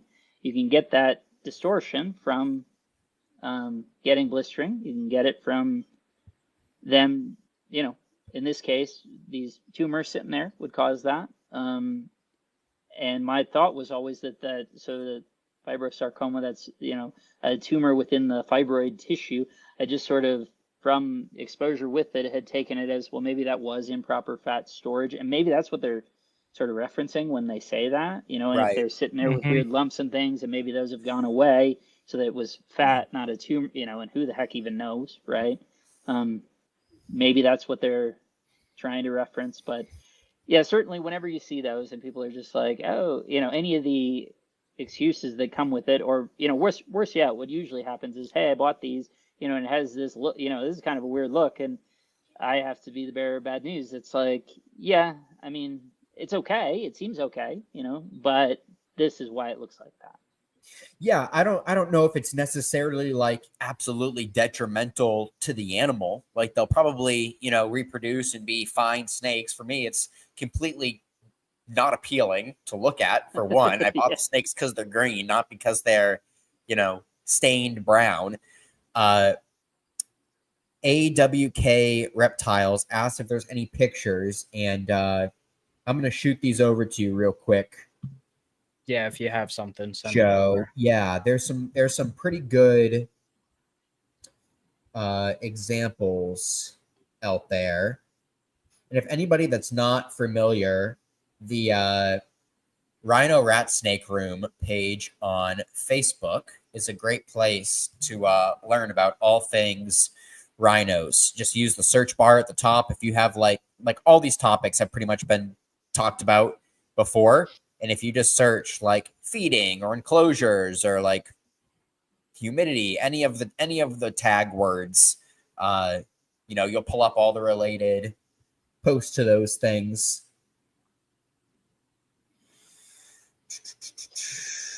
Let me see here. Could probably get a pretty good front row seat to people arguing on the internet too. That group is pretty mild, though. It is. Yeah, and if you're really cool, you'll join the U.S. Gonyosoma Alliance Facebook group, and then get yourself a T-shirt. Which is 100% a bullshit-free zone. Yes, we do not. We don't do it over there. This might take me a brief moment to find this picture, but I think it's worth. That's okay. Worth putting up. We could throw it up when you get it. Yeah. Just so we're not here all night, I think it's a good time to perhaps start talking about breeding when it comes to cycling. I know Terry asked earlier to brewmate or not to brewmate. So obviously I have not bred rhinos, and this is where you guys can kind of take the floor here. I can start as a first-time rhino breeder as of 2 weeks ago. I hatched my first little ones. Hey. Yeah, got another clutch in the incubator right now. You pimp. Oh, you muted yourself. Good. There you go. Yeah. So I paired 3 pairs this year and brewmated all of them. I got them down to 50, 55 degrees. And I think I started a little bit early. and temperature kind of got down, and then it came back up, and the snakes were kind of like freaking out in their brumation tubs. And I was like, well, this isn't good. And then it kind of, went down for another 8 weeks or so, like December through January. And I think I had them down for about 14 weeks total, probably 16 weeks, 17 weeks total off food, just off the top of my head. Probably Thanksgiving through late February, I'll say, just off the top of my head. And all 3 females cycled. The oldest animal slugged out on me. The second oldest gave me 8 eggs total, 3 of which were infertile, or 3 of which were slugs. 1 was like an infertile egg, looked fine. And then 4 eggs went the distance. 1 baby died in the egg. And then the youngest female gave me 10 perfect eggs. Nice. So to me, the brumation definitely seemed to work. And whenever I can not feed something for 17 weeks at a time and have it be healthy, I am all about that. All about it. I brumate everything that I can. I'm gonna quickly jump to this question before you two go. Obviously, I just built this nice cage and I plan on cohabbing them, but in the case that I'm not getting this room particularly cold, should I, the way I'm gonna brumate everything else in like bins, should I brumate them together in, a small bin like that? I know I've heard you guys mention it a couple times. So should I do like a small bin for that, or like how should I maybe go about that process? Because I have to probably move them to a different room. I put my stuff in 16 quart latching totes, and my bedroom closet has a window, so I just shut the closet door and pop the window open, and that was that. Gotcha. It was pretty straightforward. I think space wise, I put 2 of the pairs in the same tub, and then one of them was separate for no particular reason other than saving space. And I think I'm not sure which way it played out, in terms of the one animal that slugged out. I can't say if that was the pair that was separate or not, because I can't remember. Okay. But I think cycling is cycling, right? If you get them down to the needed temperature.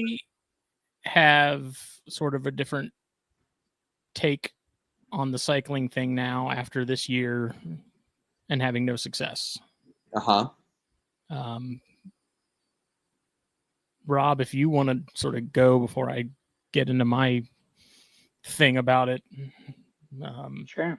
Go ahead and toss in your... So I've done basically what Chaz is describing. I've also had it where my entire room, is a very poorly sealed house in central Michigan. And so that, when I was in the basement with the stuff, and so basically to try and everything was going to feel the winter. And then I just had heat on stuff that was, staying up, and even then very light feeding and whatever. But so there was a day where it was 38 degrees in the room. And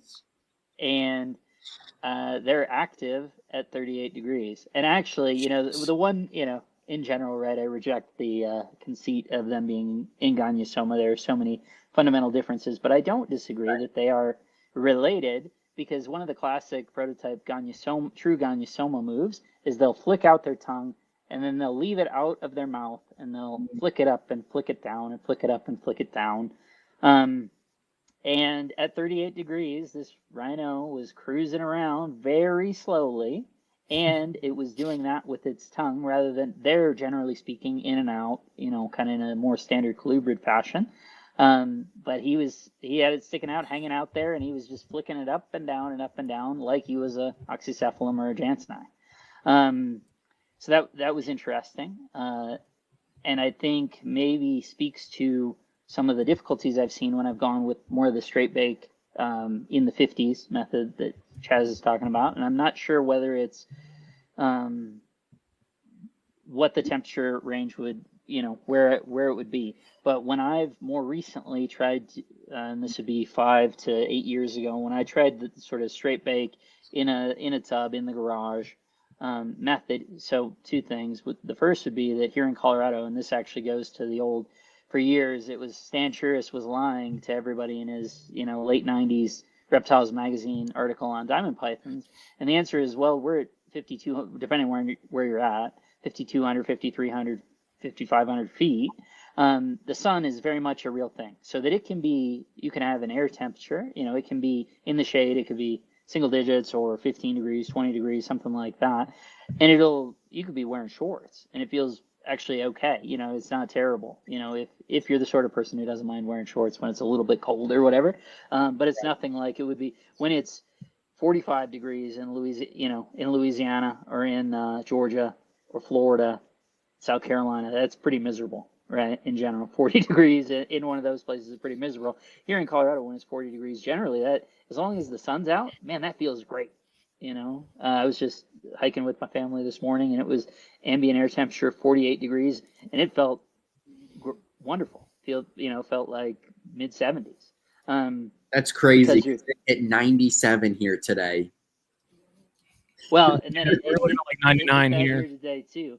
But we went up in elevation, and then from here, and it felt amazing.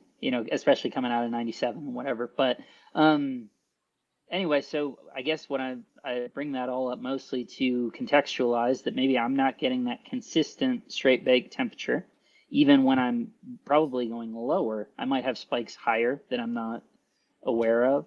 But essentially, one of the animals that I would put in every year would come out with sort of a neurological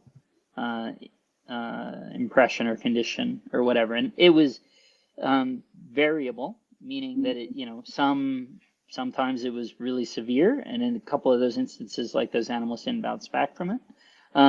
Other times it was just sort of, they were a little bit off for 3 weeks, something like that. But I think that's from being kept too continually cold with no variance to it.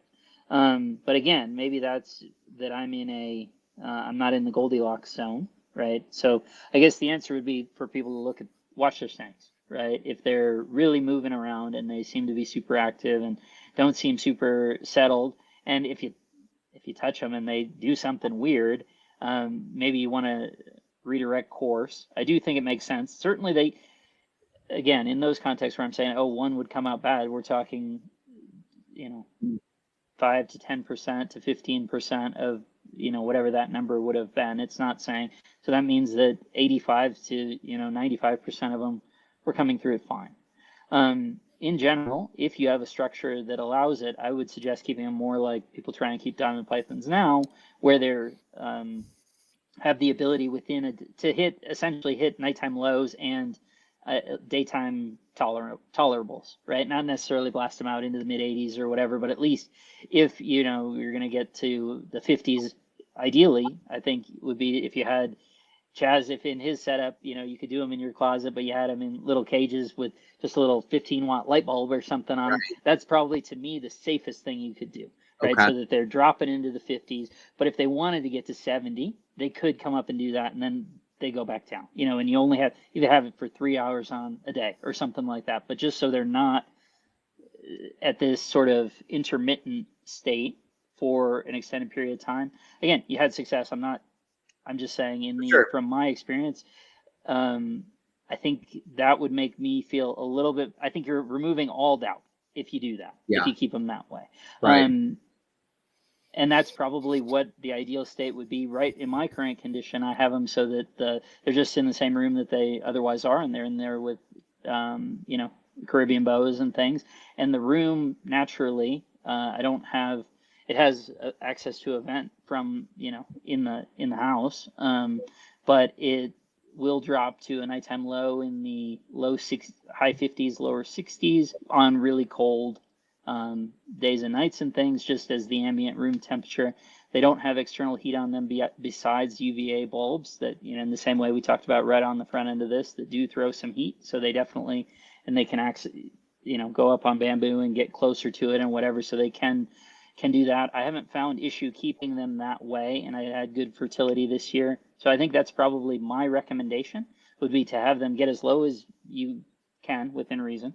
But within the day, I would give them the ability, if they choose to seek it, to get up into like the low end of tolerable, and go back down. I think they probably won't use it, but just as providing that as an option, there's some utility to that. I'm going to take this quick moment to say, unfortunately, we did lose Ryan for the night. He was having some connectivity issues, but happy to say Jared is with us on his way home from the hospital, it appears. Sorry, yeah. But yeah, welcome, Jared. Thanks for being here. Thanks for having me. Yeah. Once again. Yeah. It, crushed it with his first rhino clutch this year too. Hopefully they hatch. They will. Yeah. I can feel it. Now, kind of getting into what you're saying, Rob, I have to figure out this house a little bit better. Obviously, this is kind of new to me, and I'm not super familiar with how the temperatures will feel in here. I do seem to notice, so I have full access to the attic, which I'm debating throwing, like, actually my Texas rats up there for brumation, but then my closet right here seems to not be insulated the way the rest of the room is, and it seems to feel a little bit the way that the attic feels, but I don't think at full force. So I'm wondering if maybe, kind of like what you're saying, maybe the rhinos go in there, maybe the North American stuff goes up in the attic and gets like real cold. I'm just a little worried it gets too cold up there, but I guess I'll have to start kind of tracking temps and find out when it cools down. Having a similar setup in that I have a closet that is usually parked right between whatever the temperature is outside versus the 74, 72 that it is in the house. That's probably the route I would go, because that's the route I'm going to go this year when I cool stuff, like the rhinos in particular. Yeah. So it's really interesting that Rob said what he did as far as the brumation temps and stuff, because the first year I bred the rhinos, I remember Matt telling me, get them cool, like get them fairly chilled. And given that South Carolina winters are extremely mild typically, where it'll be 75 in December, so it makes it hard to cool things for any extended period of time. I did not like legitimately cool my rhinos. And honestly, what I did was, like, the first time I bred Baird's rats was I took them off food. The room itself got cooler because it's winter. And then I put them back on food as we got into, February or whatever, and put them together and then let them do their thing. My room in winter probably gets like mid 70s by the middle of the day, but then drops to, maybe mid 60s at night. And so for the past 2 years that I bred rhinos, I pretty much did that same thing, where I just took them off food, let them cool off with the room naturally, and that seemed to be enough to get the job done. As far as fertility goes, had no issues. I did not get rhinos this year, and my thinking on the reason that I did not get rhinos this year is because I had my room heater on because I had all the tarantulas. and not wanting the tarantulas to get too cold, especially the smaller ones that I'm trying to grow. You know, they need a little bit of heat to sort of get them going. I kept that heater on when it got cooler than I wanted it to in that room. And so I think the reason that I had no success with rhinos this year was because they didn't get that typical drop they get in the winter. And I just, you know, having not cooled them the previous 2 years, like legitimately cooled them, like normally I would bring stuff into the garage in winter, if, you know, corns, bears, whatever, to cool stuff down like you typically would, where they get, you know, into that 50 range, whatever. But this year, if I'm going to have that same problem, like as far as wanting to keep the spiders a little warmer, then what I'm going to do is I'm going to put them in that closet that I'm telling you about, Joe, because I have that same thing where it's like, it can be cold outside and the closet is going to be chilly, but it's not going to be cold. Yeah. Because in the summer, it's pretty warm in that closet. Like right now, it's, you know, it's like same thing. 9 o'clock at night, and it's probably 90 degrees in that thing right now. Like in the winter, it's perfect. And like usually what I'll actually use that closet for when I'm cooling stuff down is like, as I get stuff into cooling, I put it in that closet for about 2 weeks, because then they're not getting like the real cold, but they're getting sort of ramped down. And then after that, I move them into the garage for sort of the real cooling. So what my plan is this year is to put the rhinos in the closet, take them off food, you know, and I don't know if I'll even necessarily put them down for like a full rumation.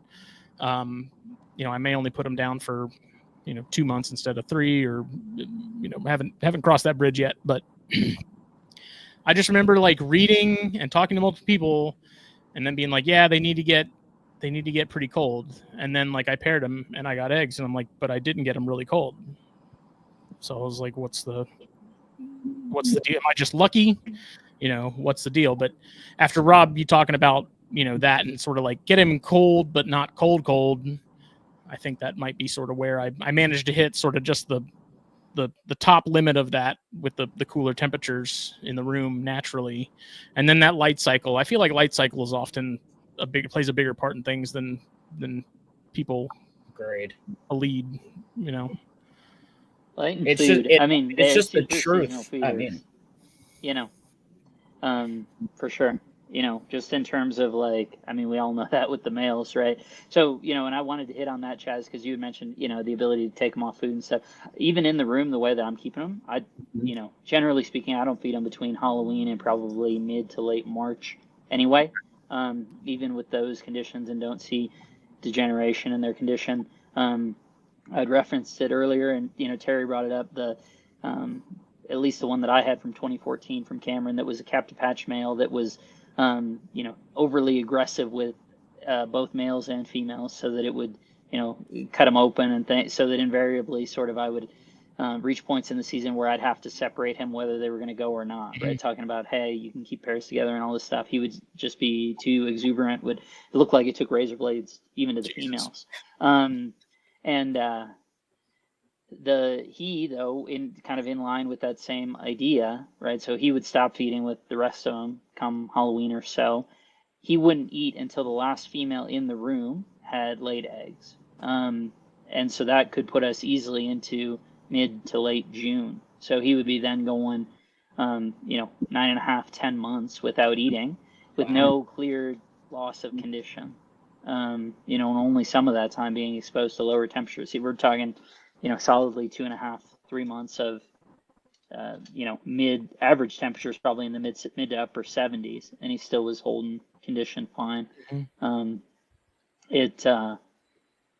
Yeah, pretty wild. Their capacity to subsist on not on an absence of food is pretty amazing. So I don't think you'll have issues on that end, even if you just, you know, hold off on feeding. But I'm with you, Smitty, that I think, and Joe, I mean, I think this is where you were going to go with this, is saying, like, you know, obviously the sun is a thing and it interacts, you know, and changes throughout the course of the year. When you're right on the equator, right, that might look like at the lowest and highest ebbs, you know, 15 minutes one way or the other, or a half hour one way or the other. And probably in southern China, northern Vietnam, we're still not talking huge swings. Maybe we're talking more like an hour each, becoming, you know, 13-11 and 11 to 11-13. So it's a 2 hour swing across the course of the year or whatever.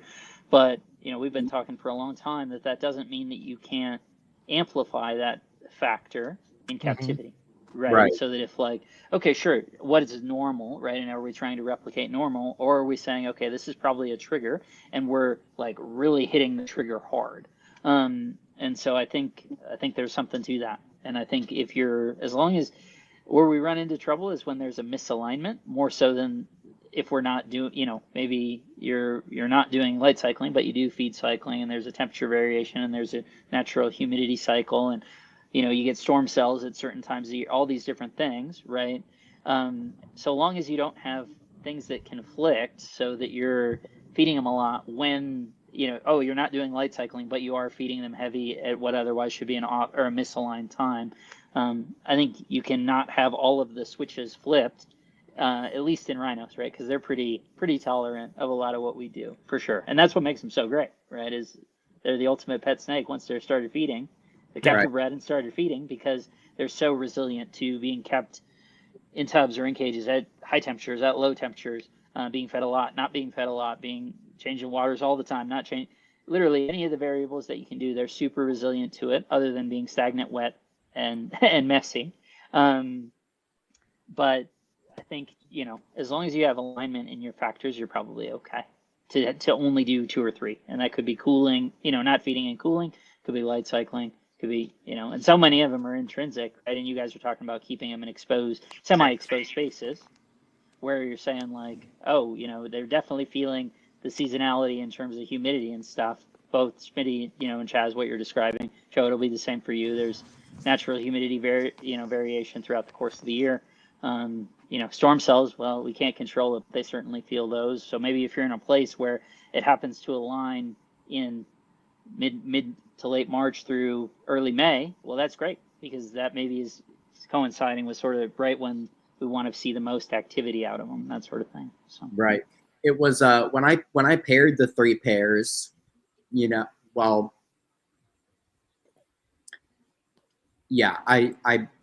I brumated 2 together, and then the 1 pair separate. They all went back in their own enclosures. Temps are coming up. First meals started going out. Not one of the males ate. Females, eat. Yeah. I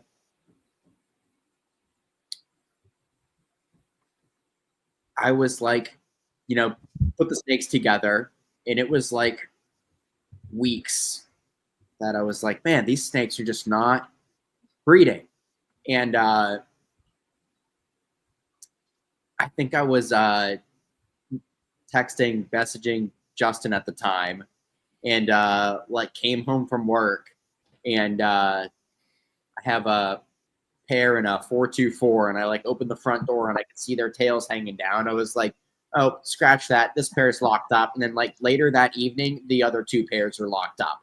So I was like, man, just there's got to be something going on there. I don't think it was coincidence at all.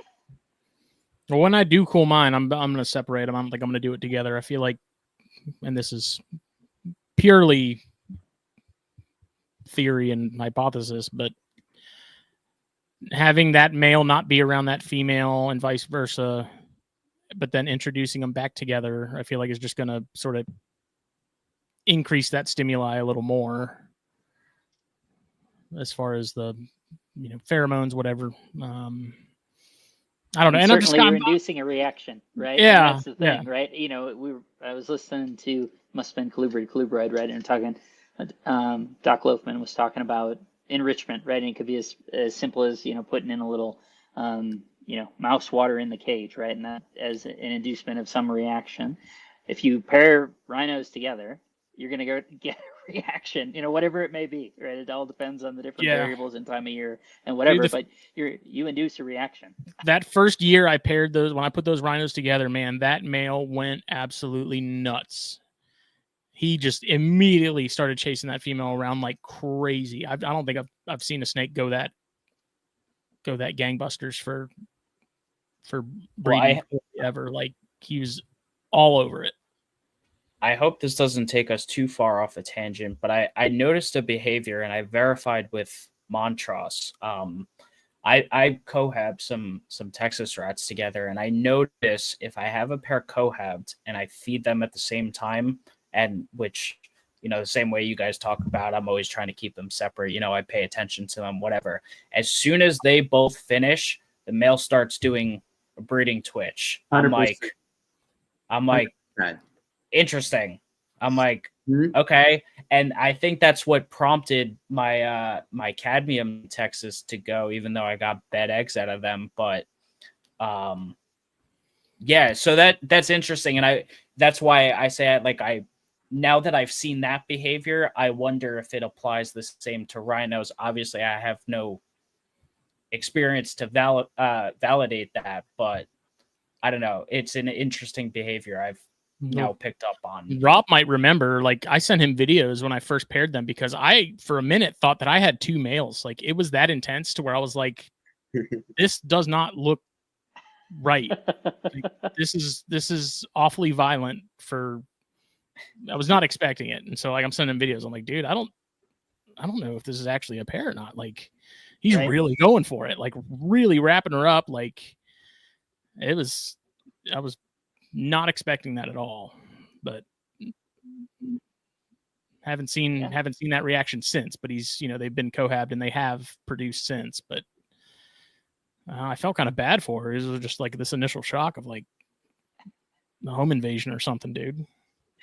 Even like I have a buddy of mine's cave dwelling rat snakes, and I like literally called it a couple weeks ago. The female was in shed. The male had shed like 2 weeks prior.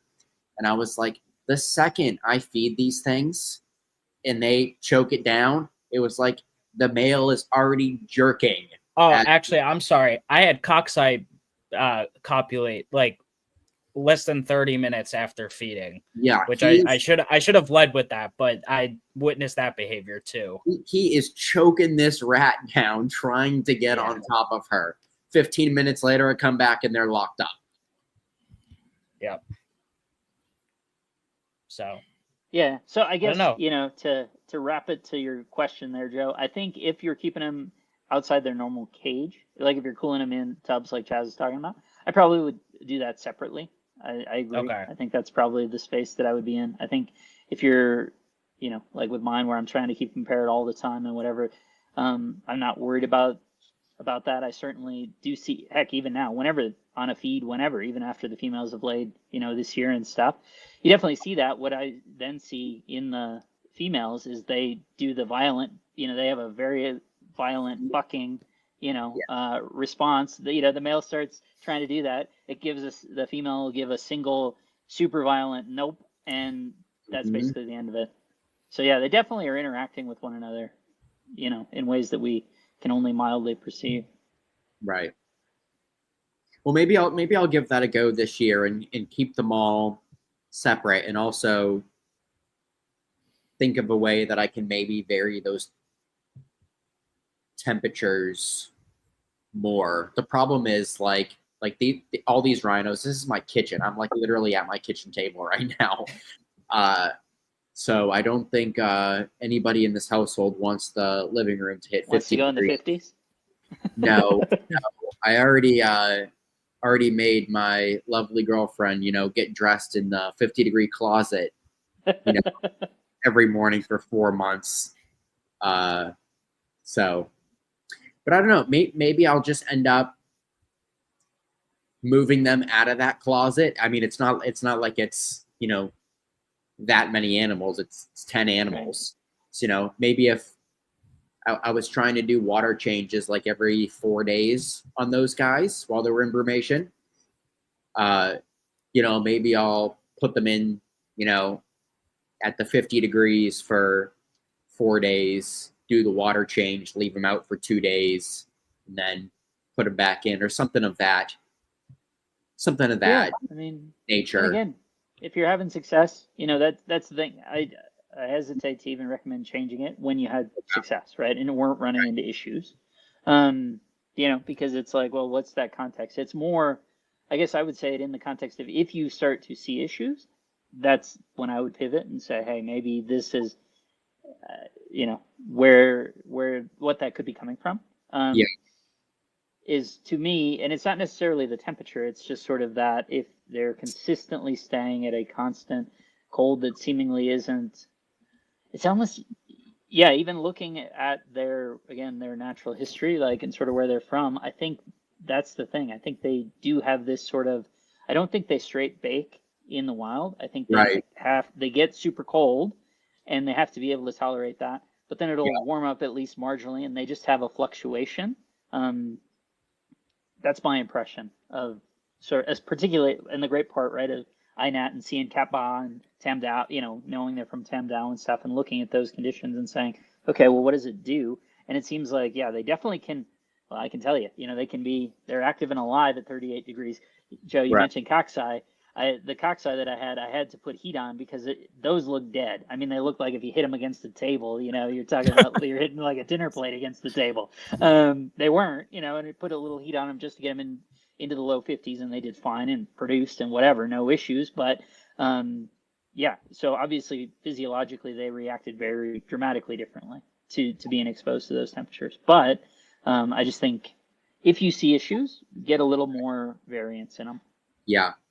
I ran a single Govee on top of, all the tubs. They were just kind of like in, 3 stacks. It was maybe, I don't know, 20, 16 quart tubs. So, not a crazy amount. Just put the Govee on top of them and set my high-low alarms. And, there was definitely days where it was like, oh man, it was pretty cold at night. Like I said, I opened the window in that closet, and it's, I don't know, 38 outside, 50 in the closet. And, but it warms up, and that window is on the west side of my house. So by the time the sun gets over, and you just get a little bit of heat on that back wall, those rhinos came alive. And I was like, oh man, you're really trying to get out of here. I just ended up putting a bunch of, cardboard snack boxes and whatnot, right, inside there, and just like gave them something other to push their faces on, that wasn't plastic. I'd rather it be cardboard than plastic. Just like a little something else to explore around. And then it'd get cold and they'd chill out. I was also, as far as like a light cycle, there's like, it's a very small window. It's maybe 12 inches wide by 2 feet tall. And, it's got like levels that it clicks open. So I can do like whatever, 4, 6, 8 inches. And then I just like hung a towel over the little curtain rod that's up top. And yeah, the sun, peeks around it and whatnot, right, but keeps it, it's dark, but it's not, pitch black.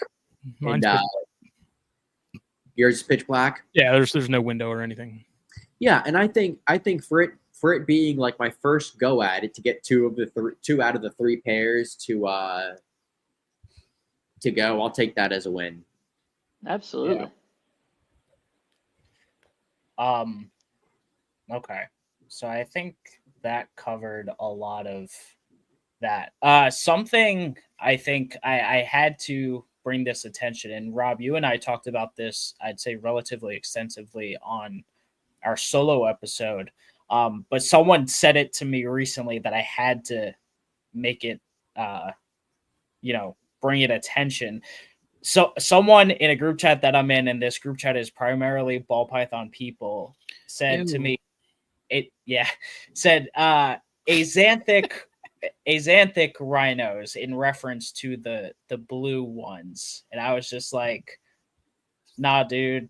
And I was like, you got it wrong. But with that said, I think if that word is going around the industry, that's a problem based on what you told me it's caused by. Based on my can you- experience with it, sure. Yeah. Yeah, and yeah, again, can you kind I of would go just into want it to a little bit? see. Yeah, absolutely. I just want to see, sort of very clear, convincing evidence that speaks to it in a way that we should be able to see, really vividly. To me, unsurprisingly, right, given their structure, the majority, if not the vast majority, if not all, of the sort of blue rhino stuff, to me, is similar to what we see in chondros, where for the most part, we're talking about hormonal blue animals, where it seems like the yellow pigment is associated with things that are metabolized during reproduction. And so females naturally that have gone through at least one reproductive cycle tend to appear more blue. And that could be across their whole body. It could be, locally. I will say that the original animals, so those ones that went to Klaus and then all the original US stuff from the late 90s, definitely has a strong capacity to do that. So that like my original female that was from that original clutch, particularly after she was, 7 or 8 clutches deep, was a blue snake. Absolutely was a blue snake. And it had become gradually more so, right? Simultaneously in chondros, there are also, there are lesser, right? But, well, I guess maybe Smitty could speak to it better. There are more of them probably in captivity now than when, certainly if we were talking in the late 90s, early 2000s. There are some that just are more blue appearing. I have not seen one or convincing evidence of something that like is not a snake that you would say, oh, that there's absolutely no yellow in that snake right on its color change. Well, Maybe, that's the point I was going to bring up is like you've never seen anything, as it turned green when it should turn green that it goes to blue. Straight to blue. It takes that extra, that umph of breeding and hormonal changes and stuff like that. Or even they can have blue on them, but you would still look at it and say, at best, that's a blue and green snake. Right. I have plenty that are like that, that I've produced and things where it's like, I know Billy had come to the house, and seen him and he was like, oh, I knew you were hiding the good stuff or, whatever. And certainly I have some that look blue, but you wouldn't say like, not in a way that, oh, there's no green scales on that snake or like, oh, that is completely missing yellow pigment. No. I mean, even the edges of their ventral, because where you'll really see it is on their ventrals, and they can be just powder blue, right, on their ventrals. But the edging of those ventrals is yellow. They definitely, those animals that I have certainly still have yellow pigment. I would never call them xanthic. None of that stuff that I've seen is, and I would just want convincing evidence of like, okay, here's something that color changed into a straight blue animal, because that's what that would be, at least, as we would understand it. As I say, Schmitty, tell us from the chondro perspective. I mean, does any of that sound discordant to you? Yeah, I mean, if I pulled out my original female rhino right now and took her outside, like it is legitimately a baby blue ventral. But I would not say like that's without a doubt that's not a blue chondro by default because it has blue on it. It's the same thing. Well, similar to like high yellow chondros. It's like just because it has a lot of has a lot of yellow on it doesn't necessarily mean it's a high yellow line chondro. Like there's two differentiating things, and there's people that get those conflated. Like they'll get a really high yellow biak and it's like it's a high yellow biak. It's like, well, objectively, yes, it is a high yellow biak, but it is not a high yellow line animal. Maybe it will be, and that's eventually, where, sure. Pair it up, prove, show me, show those results out of those, and certainly I've definitely seen it, right? So a lot, my very first founder animals were out of stuff that I'm saying went very blue, and there's definitely a propensity to do blue in those. But I mean, the bluest ones I have now are from a pair of wild caughts that I, came in 2013 as half color changed, sort of gray green things. And that female went blue, whatever. And it's offspring from those that are the bluest snakes that I have now, but they're not. I just am skeptical, I guess is all I would say. That's not to say it can't happen. Obviously, I would suggest that it could. It's just, is this that? And that's where I'm skeptical. Yeah.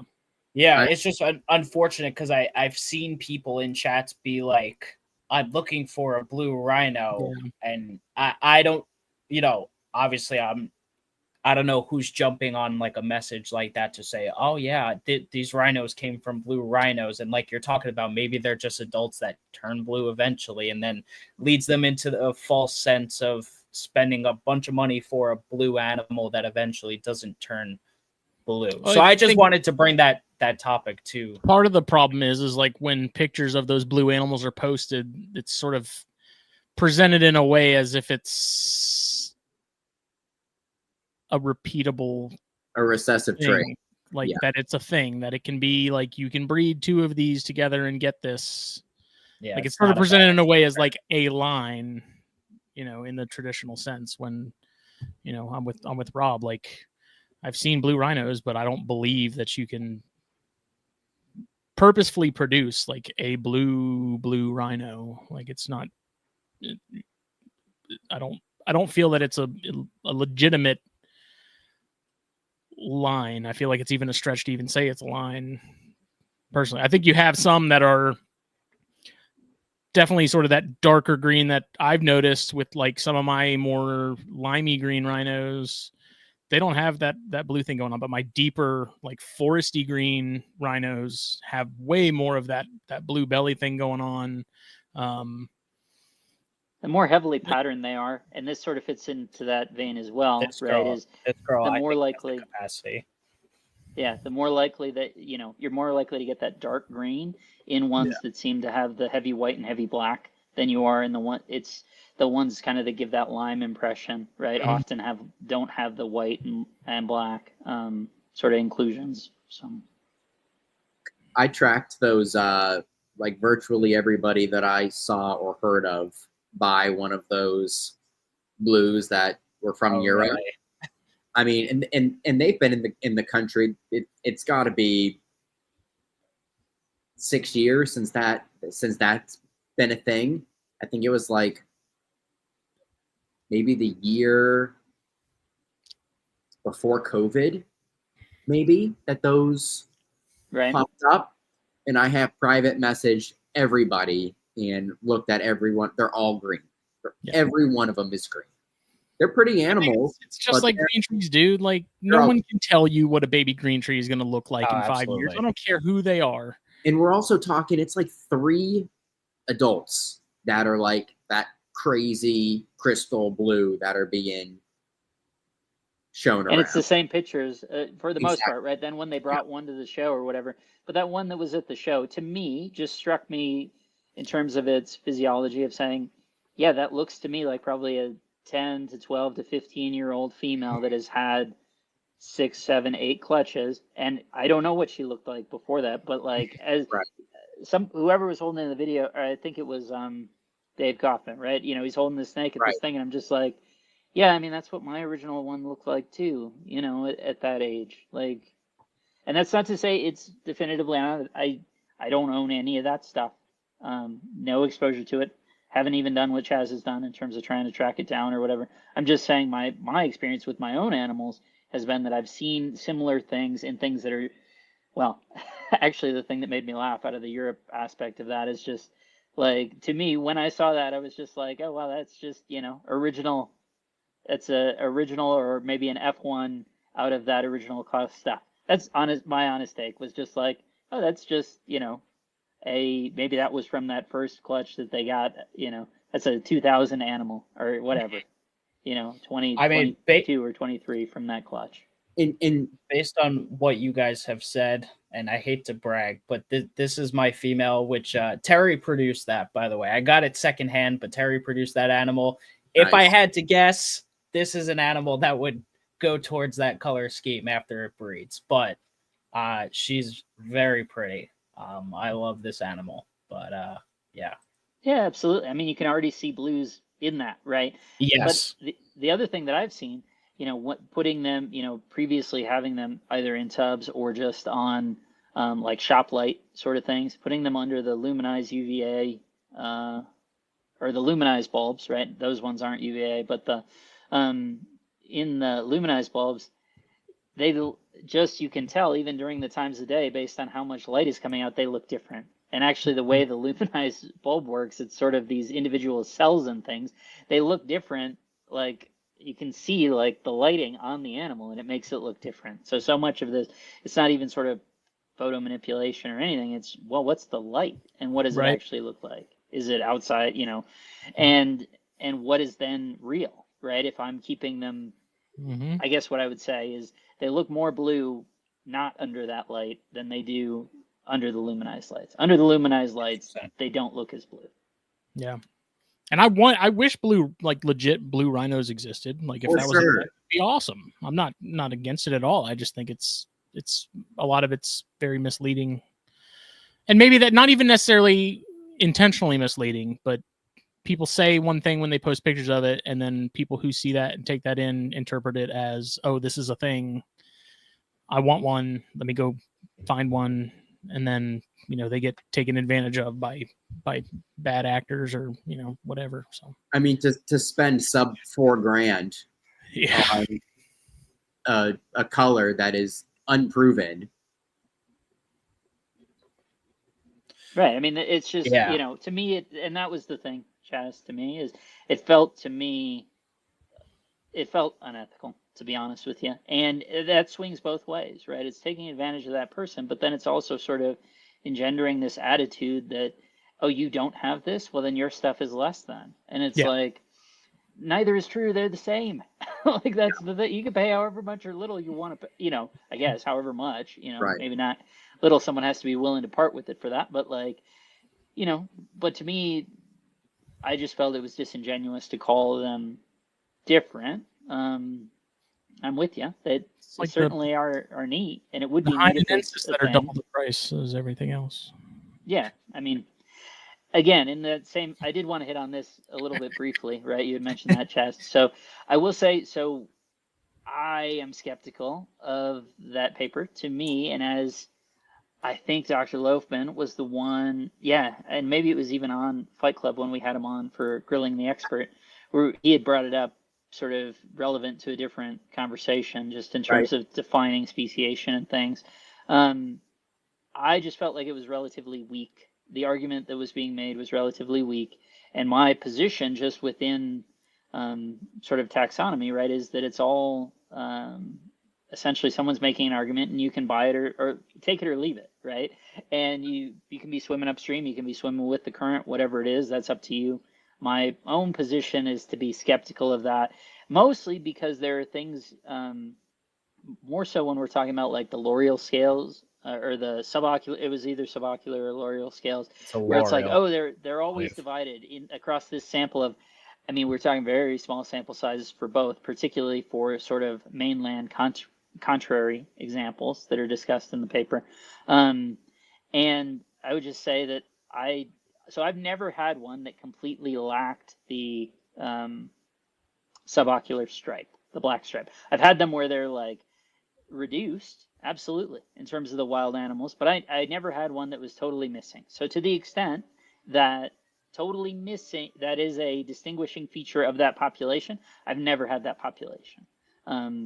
That's 100%, because I've never had any that were missing that. That being said, the idea of the scalation, I can show you ones then, if we're saying that the missing stripe means that that's Hainan, not missing the stripe means it's from somewhere else. Anywhere else. Yeah. Anywhere else. If that's the argument, right? So that the real distinction is that black eye stripe, then I had some that had an eye stripe and had the same number of subocular scales that they mentioned as being distinct. Meaning I had animals that were from someplace else that had the same different, right? It was 2 versus 3 or whatever was the distinction that they were drawing. I had wild ones that had the same number of subocular scales that then weren't from Hainan because they had eye stripe that had the same number of subocular scales. So I just, my own lived experience cast doubt on the validity of the subocular scale count as being an actual distinguishing feature. Whether you want to say, okay, if the Hainan thing is they genuinely don't have that eye stripe and that's enough for you to call them different, and you can, I'd probably recognize that at least as a form. Sure, if that's actually a thing. Absolutely. But the scale thing, to me, I have photos showing, okay, well, here's a discordant animal. This, you're saying the eye stripe is a thing. Right. That is the distinguishing feature. Oh, also, it's only two scales. Well, to me, that's a sample size problem because I have, have had animals previously, wild caught animals previously that Right. had had that same scale arrangement, but had the eye stripe. So I don't think Well, that's wasn't the a sample viable size characteristic. on the paper like like extremely small as well? Mhm. Right. It was like, I think low teens, maybe for Hainan animals, and I think single digits for comparative I mainland think it was animals. like 8 for the mainland, if Yeah. I'm not mistaken. So, And I'm not it's just denying super that it's not a thing.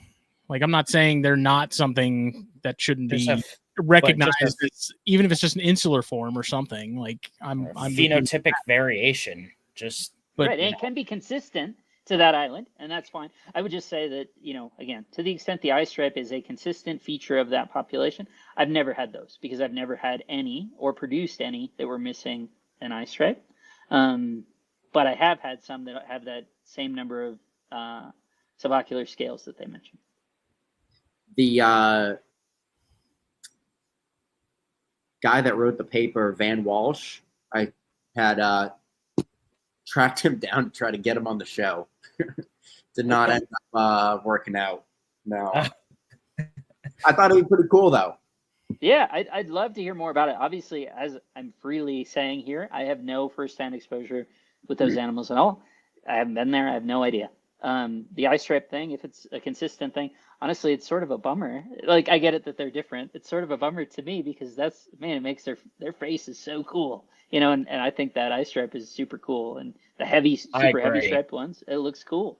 So it's one of those like, well, it's cool because it's different, not because it's, at least to me in my taste, I would be like, oh, it's cool because it's different, not because it actually looks better. But well, that's my main gripe with it is now you see them for sale and they're, like I said, double the price of every other rhino, and it's like, because it's just lacking the ocular stripe, because it's well, got and then also even one, and then it's like it's just another selling point, in my personal opinion, the green, like the tint of green that they are, does not hold a candle to the mainland stuff either. it's more that They're lime like, than it is the deep forest Yeah. green. yes, Yeah. it's that lime like monotone color, and I'm just like, I love seeing the interstitching between the scales and stuff like missing that. a lot like of that. nuance. I'm like so convinced we could have, Of course, that's opinion.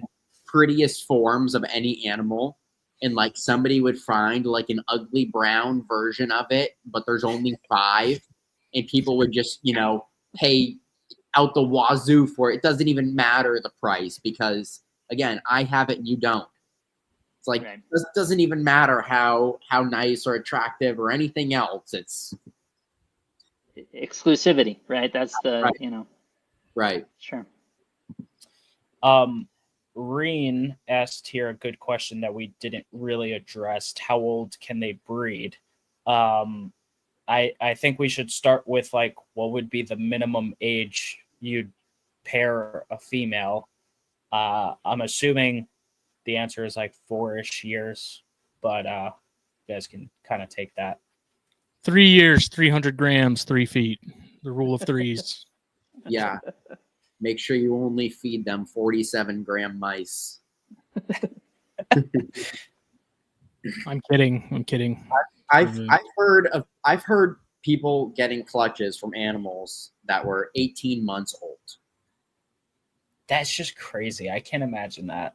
Absurd. My female was, I think, 2 or 2.5 when she had her first clutch. And even actually, I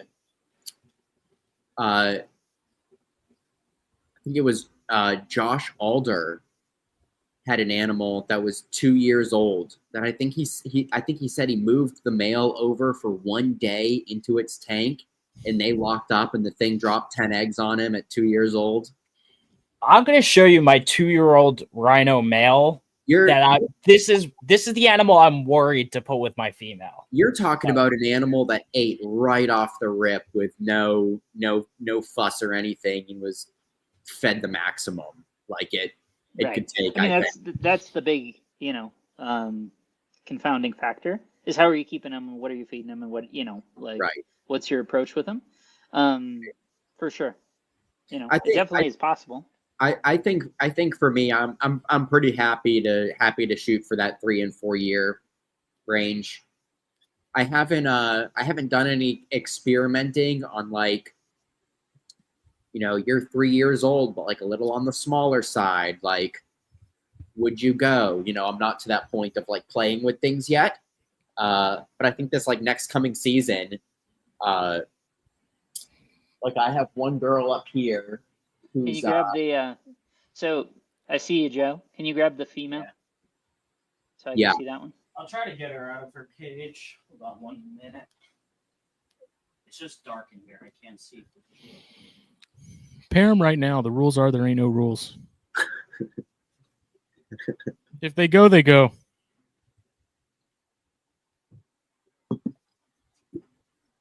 Rob, what's your experience with animals egg binding? With them, very little. Okay. Porphyracia are really bad for it. Yeah, to me, they'll do weird stuff. So that if they got slugs sitting in there, they'll throw them out. I've had them where they've thrown slugs in the shed, in the post ovulation pre-lay shed.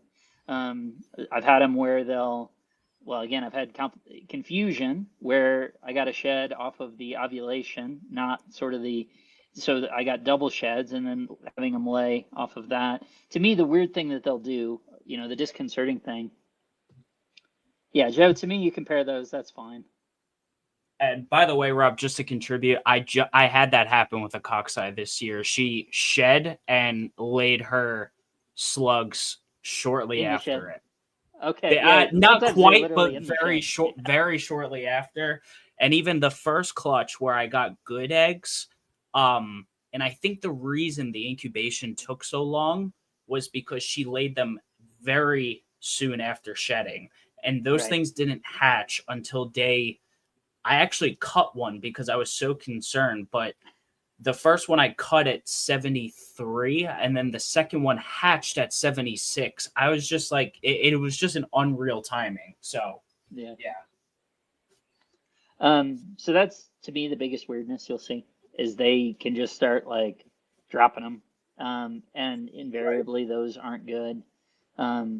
You can get mixed batches where it seems like if they kind of have towards the vent, they have infertile, either true slugs or just, weekly fertilize. Somehow they have this, obviously they're picking up on cues associated with it where it'll be, 3 of them get dropped within either when they shed or within immediate, the next day or 2 or 3, or even one a day for 2 or 3 or 4 or 5 days or whatever. But if they then stop and still clearly have eggs, that usually actually is a good sign that whatever comes out next is actually probably viable, especially if they, have started doing that and then they stop. That's mostly the weirdness. I don't, knock on wood, obviously, but yeah, I haven't actually seen binding in them be a real issue. They seem pretty adaptable to being disturbed from it, or whatever. Again, unlike Porphyracia, which are pretty sensitive to, like, if you just happen to open the tub when they're laying at that one wrong, critical half hour or whatever it is. I've had them bind up from that. Laticinctus bind up from that. Yeah, they seem much more likely to happen. I do think, again, it's probably mostly hydration. So that as long as they're sort of good tone, well hydrated, those sorts of things, it's less likely. But yeah, it's not been a concern of mine in rhinos. And they will lay, I guess a couple little points that we should probably, just for completeness, get in there. They tend to lay these beautiful, weird little stack packet envelopes of eggs. That's sort of they'll lay 3 or 4, and then they'll lay 3 or 4 on top of those, and it can be a perfect little sandwich, or it can be slightly offset, and you get some they're hanging over. On the one that laid 17 eggs, and in general, they're sort of oblong, probably 2.5 inches by 3/4 of an inch, something like that is sort of the average size of one when they're laid. But on that one that laid 17, man, it was a whole mishmash of eggs. So that, some looked like that, others were almost circles, maybe an inch long circle that sort of 3/4 of an inch long circle. Just a whole ton of variability in it.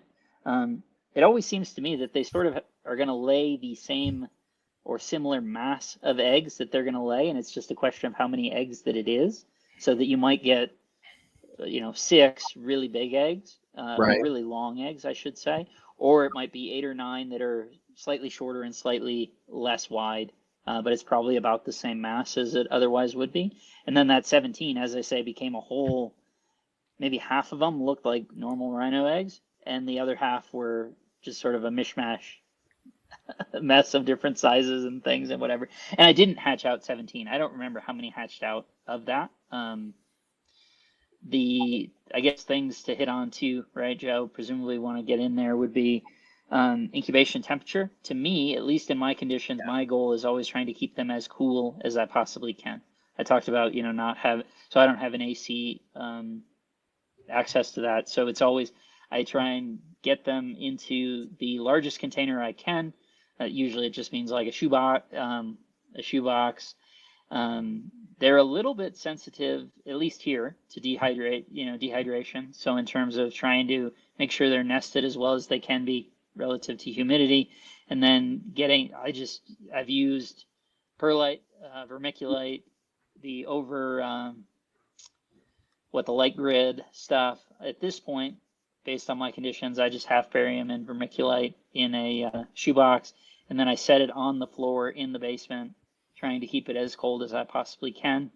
In general, you want to incubate below. If you had to give a temperature on that, what would you say ish? I would say keep below 82 would be my sort of operative term. I think 78 gives you a pretty good. So the other thing, right? When they first came out, Klaus, Tula, everybody's hatching them like 2 males to 1 female, and because they were, the initial approach was, I think, more of a standard Pantherophis shooting for 83, 84, and they were getting 2 to 1 males and birth defects associated, getting kinking, severe kinking, those sorts of things. So I think there is probably a low end range. So in general, at 78, you'll get an even mix of males and females. They look good and clean, have good yolk absorption, and hatch in 59 to 61 days. Basically has been my experience of that. So if your temperatures are such that you're below those things and you're incubating, raising them up to those temperatures, and you straight bake them at 78, it's probably 59 to 61 days. Should be even sex ratio. They should look pretty good. That's probably the ideal way to deal with it. I've done them just in 5-gallon buckets in a basement. They were laid late, and my temps were, nighttime drops into the upper 50s. And those took 119 to 121 days to hatch, and were all female. There were only a couple of them, so it's a small sample size. I don't know. We still haven't definitively nailed down that they definitely have a genetic sex. My question is whether the genetic sex can be overridden by incubation temperature. There's a lot of circumstantial evidence that suggests that the answer to that is yes, but we haven't been able to have exactly. Essentially, we need to have a female that lays eggs that we can send to Rare Genetics, send a shed to Rare Genetics, and have that sex as a male. It needs to be a genetic male that lays eggs, and that would show us that this is true, right? I get that it hasn't been evidenced, and there's nothing even closely related where it's taken to be true, but in both all the Porphyracia and in rhinos, that's been my lived experience of them. And I would suggest you think the porfs as well? Yeah, and the incubation temps, I do the same thing.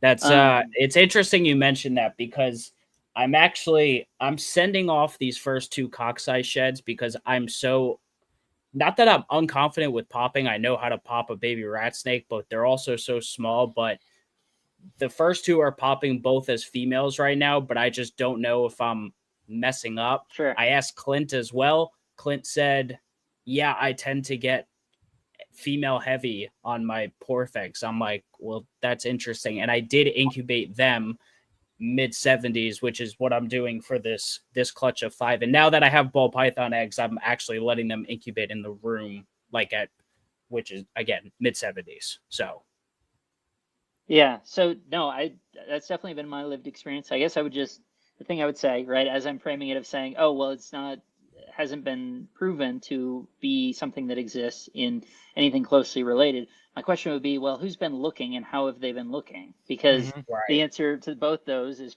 the answer to the first question is probably basically no one, right? And so these can be framed as sort of unknown things that we don't even realize that we don't know. And the way that we come to find out is, okay, well, people in captivity producing snakes, and when they were incubating them at 83, 84, they were getting a bunch of deformities and getting 2-to-1 males, which is why males used to be cheap and all these, this was the idea. And it's like, as those temps have come down, we don't see a disparity of more males than females. No long back in 2003, 2004, a male cost a third of what a female did. And now you don't see, folks still, generally want females more or whatever, but you don't see the disparity that we used to see. Mhm. Right. Do you Literally, Klaus would only sell them in reverse trios. Cameron would only sell them in Yep. reverse trios. And now you don't see that at all anymore. At least I don't. I don't know about you guys. what do you think the lowest temperature that you would be comfortable straight baking them at would be? Probably like 68, 70. Okay. Yeah. This I mean, this just looking at first my thing, I think you'd probably be talking 100 days at least on that. If you 68 or 70, you're probably talking 100 days. That was probably basically where my average temp was at to get to 120. I think if you didn't have drops on it, I probably wouldn't do, if you just wanted to straight bake them and feel good about it, I'd do 72, 73, 74, something like that. And I would think you would get mostly, if not entirely, females. If you did 72, they're probably going to hatch in 90 days, 95 days. Okay. And you might get all females doing that. this first clutch that I hatched, I had the one baby dead in the egg, which was pretty badly kinked, like its whole body was folded in half when I cut the egg open. Jesus. Yeah. It was also the smallest egg. It was a very tiny egg, and I was like Right. saying the whole time, like, this thing is going to be absolutely tiny. The crazy thing is there was like virtually no like yolk left in it, Yeah. like pretty much gone the whole way, and then all the eggs hatched, and then it went yellow like a couple days later. Yeah. So I imagine it was alive up until that point. Right at the end. Yeah. And then one of the babies, probably an inch and a half back from the head, has just the tiniest rib misalignment. Like, I almost didn't notice it at first until I was taking a picture of it, and I was like, what the heck is that? I wouldn't call it a spinal kink. I can send you the picture and see what you think Yeah. about it. Seems like it's a rib thing to me. And I was like, Is they- it down at the bottom of the neck, like where it joins into the ventral scale? it's about Or an is it inch up top? behind the head. But is it at essentially what I've Yeah. again, Schmitty, we're going to rely on you for the chondro thing. It's like neck folds or lateral. The answer is Yeah. I've hatched a couple of rhinos that have like sort of chondro style neck fold things. I'm gonna drop the picture in our group chat, and it's this animal with its head furthest to the right. And this was the picture. I was like zooming in on it, and then that's when I noticed it. Hold on. Too far up to be a heart, right? Let's see it. You said it's which I mean, one yes, on which side? yes would be the answer to that. But All the way on the right. It's gonna be pretty hard to Oh, I see. Not Okay. sure. just that little nub.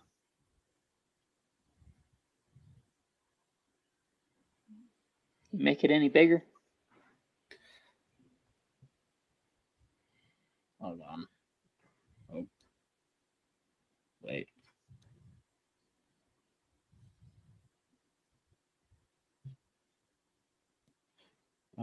Was it control plus?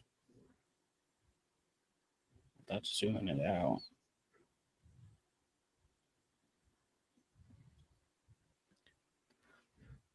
It keeps like it keeps getting the same Right? size. Doing crazy stuff. Dude. Huh. Yeah, if you're on a Mac, you have to like download it and then open it in the picture viewer and. Oh. All right, hold on. Let me try to figure that out. Can you see it in our group chat? Struggle Phil and I have every week. Hold on, I'm gonna get it. I just have to pull this up. I figure it's probably far enough up that as long as it's, eating and doing all the things just fine, then it's probably a, fine animal, as long as it's not like Yeah. moving funny. Like, it seems fine. Yeah, that's interesting. It hasn't even Does it shed yet, so feel- I haven't messed with it too much. Yeah. I'll definitely give you an update. Yeah, I would just kind of grow it out and see what happens. That's interesting. I have found that, sometimes being overly critical of hatchling snakes Yeah. is probably a mistake, right? In the Okay. sense of like, I think they grow out of if we're like being hypercritical with theri and stuff. I remember having a handful that were like, they felt like they almost had kinked backs and things, and then they actually grew up okay and didn't have sort of issues with it. So Yeah. Maybe once it gets a little meat on its bones. right, it might not be either noticeable at all or as prominent. Yeah, I certainly see what you're talking I see about. what you're talking about. Yeah. This? Right.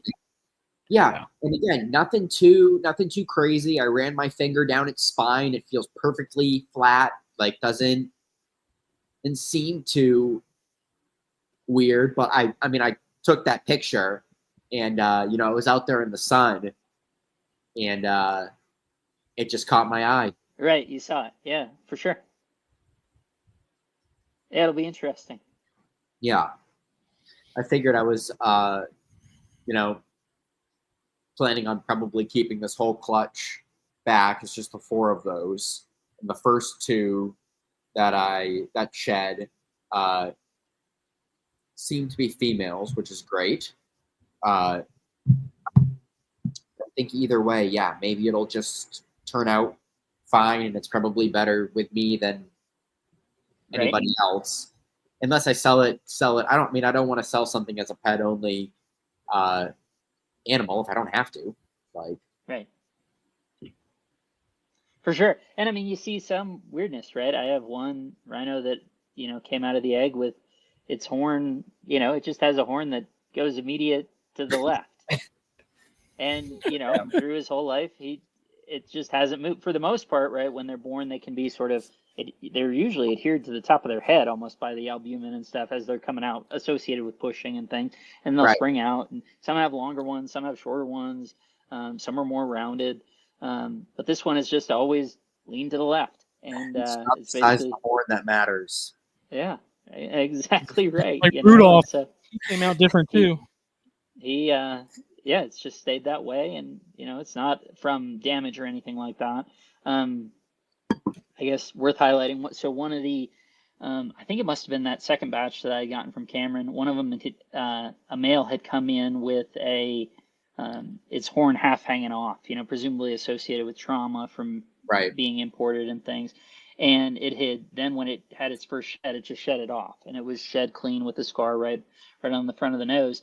And the part that was so instructive to me is if you didn't know what it was, you'd swear it was a Gonyosoma frenatum, or as I would prefer to say, Rhynchophis frenatum. Those two is a very neat pair with, Heinans as a form or however you want to fit it. But to me, that's the natural grouping. And seeing that animal in that, I send you guys the picture and you'll be like, yeah, it looks like frenatum. Like a semi, you'd be like, what? That's frenatum? Like that would be the inclination, but yeah. For the most part, do you come across a lot of, or like, I guess what percentage would you say like animals that just come out funny?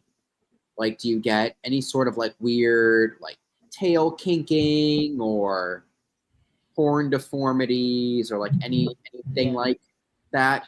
This is my first clutch, so I'm like, man, the one dent in the egg, and then this one, I'm like, probably overthinking.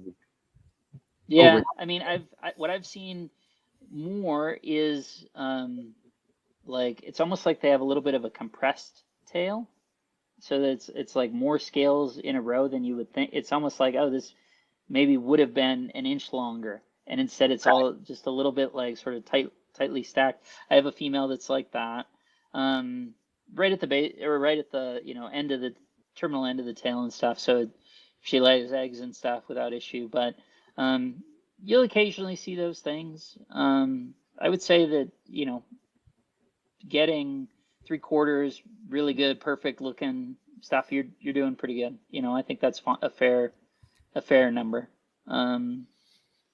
Again, we're in a space, right? Especially if they're laying on average 6 to 11 eggs, that if you're hatching out so that 75 to 85% of those are really good babies, I think you're doing good. I'm curious to see how this group of 10 comes out. I think they're right at 35 days right now. I think this last clutch went 75 days or so, something like that. Yeah. Yeah, which suggests to me you're doing good, right? That's the sort of thing. I'm straight 80, and it usually takes mine, I think, about 65 days, if I'm not mistaken. I'm catering to the Jansen eye eggs in that incubator, though. Nothing else in there matters as much. What day are you at on those? 136. Jesus. So close. So ridiculous. I think by 150, something will happen. Right? Yeah. Those are such a strange egg, man. They really are. Crazy. And like, there's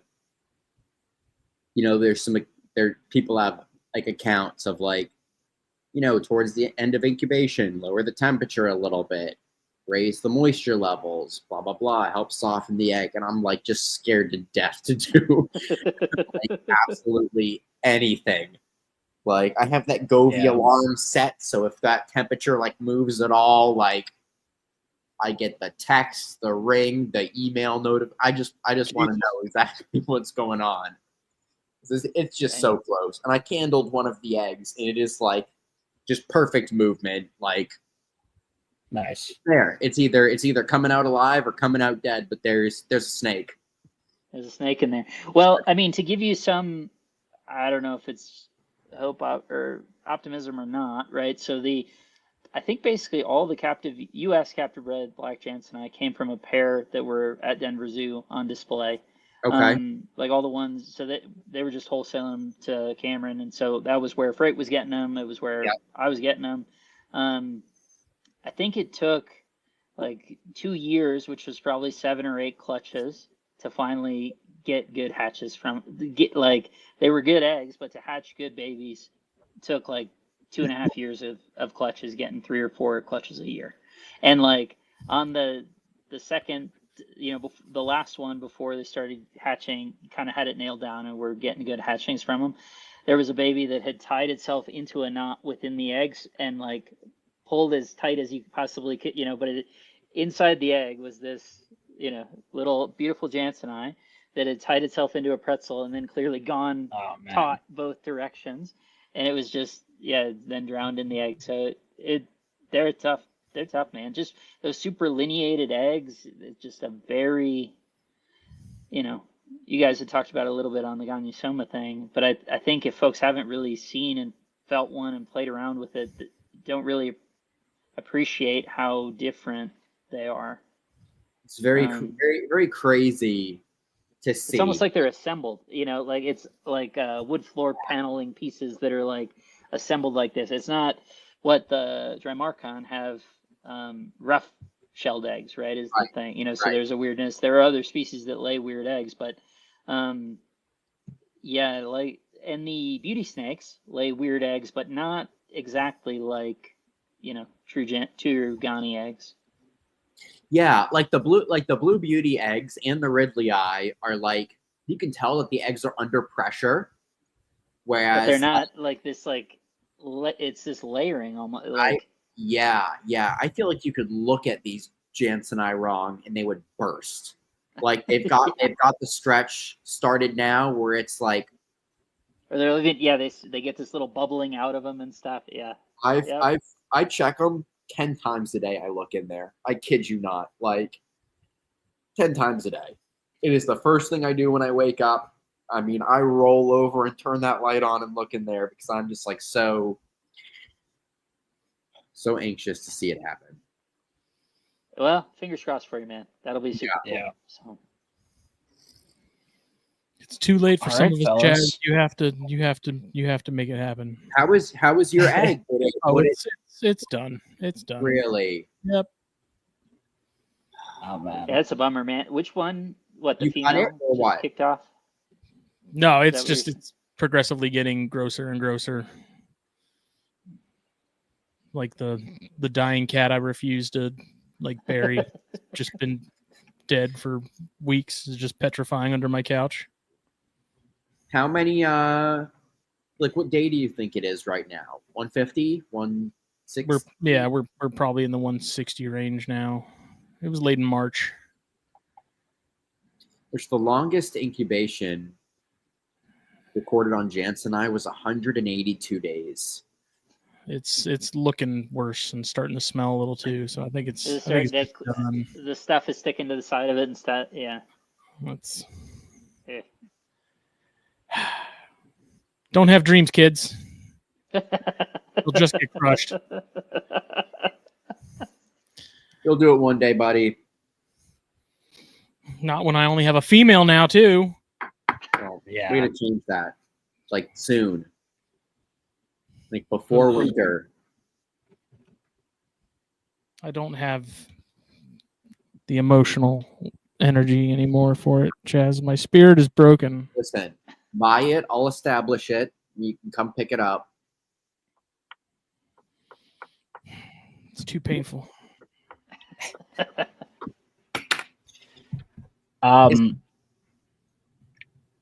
Sorry, go ahead. Listening to My Immortal by Evanescence as we speak. I think the only talking about eggs and stuff. Once these eggs hatch, do we want to run through what that process is looking like? I mean, for me, I waited for the whole clutch to come out. They at this point probably, I don't know, 10, 12 days. The first two babies shed today. I checked them last night and they were like right on the edge. And they just dropped it today. And I think that's probably like 12 days or so that they were in shed. And now the real fun begins, is trying to get the things to eat something. Yeah. So haven't attempted that yet. Don't fight it, man. I would say the one note, just in terms of incubation, that you bring up there to toss out too, is occasionally they can be very sensitive to being watched when they're hatching. So, and I know other things can do this. Eric Burke had run into this issue with carpets, and I advised him, I was like, hey, put a piece of paper towel over those eggs. I know I've seen it where essentially they're in the process of hatching. We're so excited to be looking at them and watching them that we freak them out, and they bolt from the egg and rip off rip their umbilicus and it'll bleed out.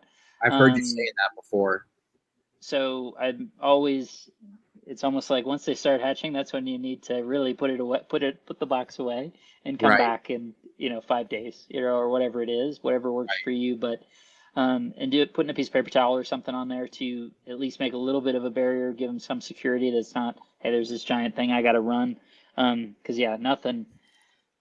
Well, very few things feel as bad as that. Of like we made it the whole way, and because I couldn't not look at it. At the same time, I have cut them before. Making care to stay above the sort of the egg sac and things, right? So that if you pinch the shell, you can do that. and you can still see, oh, there's the principal vein or artery. I'm not sure. Within the eggshell that's seated above or on the top of that interior sac. You totally can. I wouldn't do it at this point. I don't think it's necessary. I would mostly leave them alone, unless you start running into issues where it seems like they're not able to make it out. But that wouldn't be my advice. But just from the concept, right? It's, oh, if you cut them, then invariably they'll die.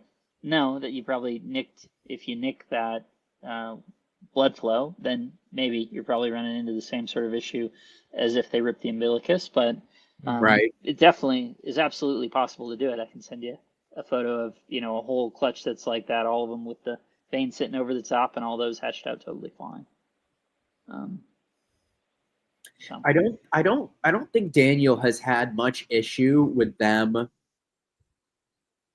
making it out of the egg on their own. I don't think so, and I'm kind of following his lead on it, and I had pretty much told myself that unless it's like if 2 hatch and the other 3 don't, and it goes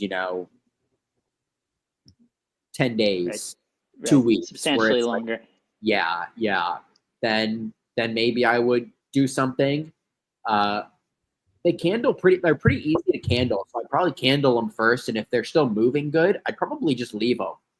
Yeah, I think that's fair. I mean, the only issue that I can imagine that I've seen before, not I don't think with negative results, is if they're in the packet and you didn't change them from that structure. I have seen it where they basically exit the egg into the other egg, or they're like getting obstruction, where they're like trying to exit the egg into the egg that's seated next to it. Gotcha. And if you start seeing that, then usually when they're that close to hatching, you can pull them apart really easily without them ripping and things. They're more able to be separated at that point. So you might want to consider doing that. I would probably do that before I cut them, to be honest with you. Luckily, just separate. Only like the ends of the eggs were actually touching. Yeah. And I caught her right as she was done, and right. And she laid in sphagnum, and all the eggs came right apart. So they're all spaced apart. God, I would hate for one to go into the other egg and like both of them die. Yeah. It just gets wild. But when they're in that true packet and you just have this little clump, that can be a little bit scary. And where you may want to intervene. But I'm with you. I think in general they're totally fine. I haven't really run into issues with it. It would just be saying if you have that cluster situation, you might want to pull them apart. Yeah. The young ones that I have, they're feisty little things, man. Like, they'll open their mouths, they'll hold them open and stuff.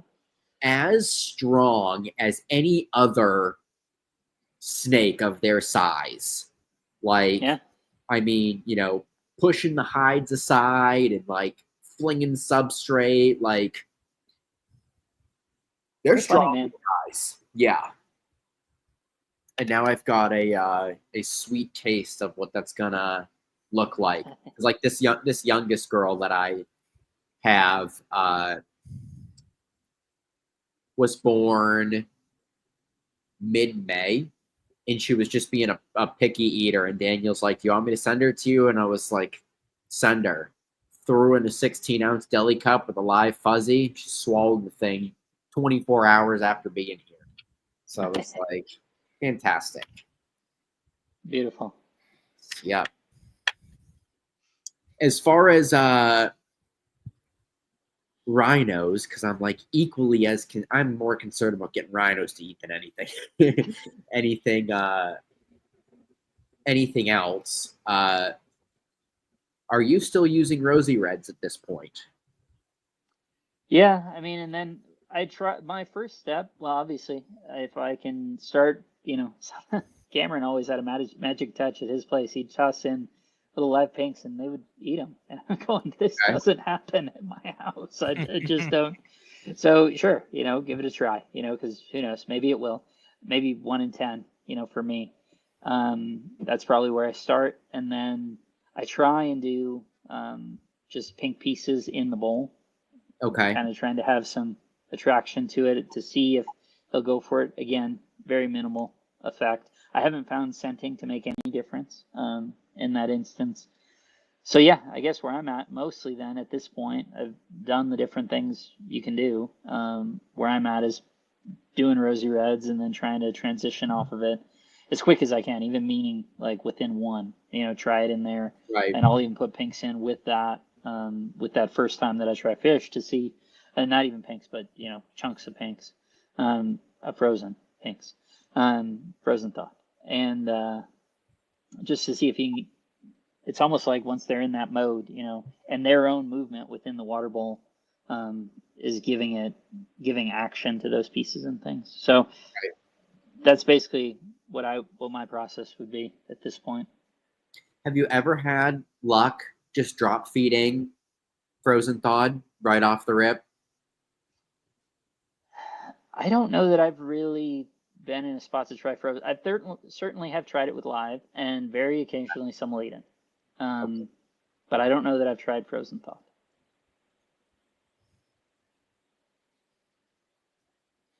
I have such good luck drop feeding stuff. Not that rhinos are like every other thing.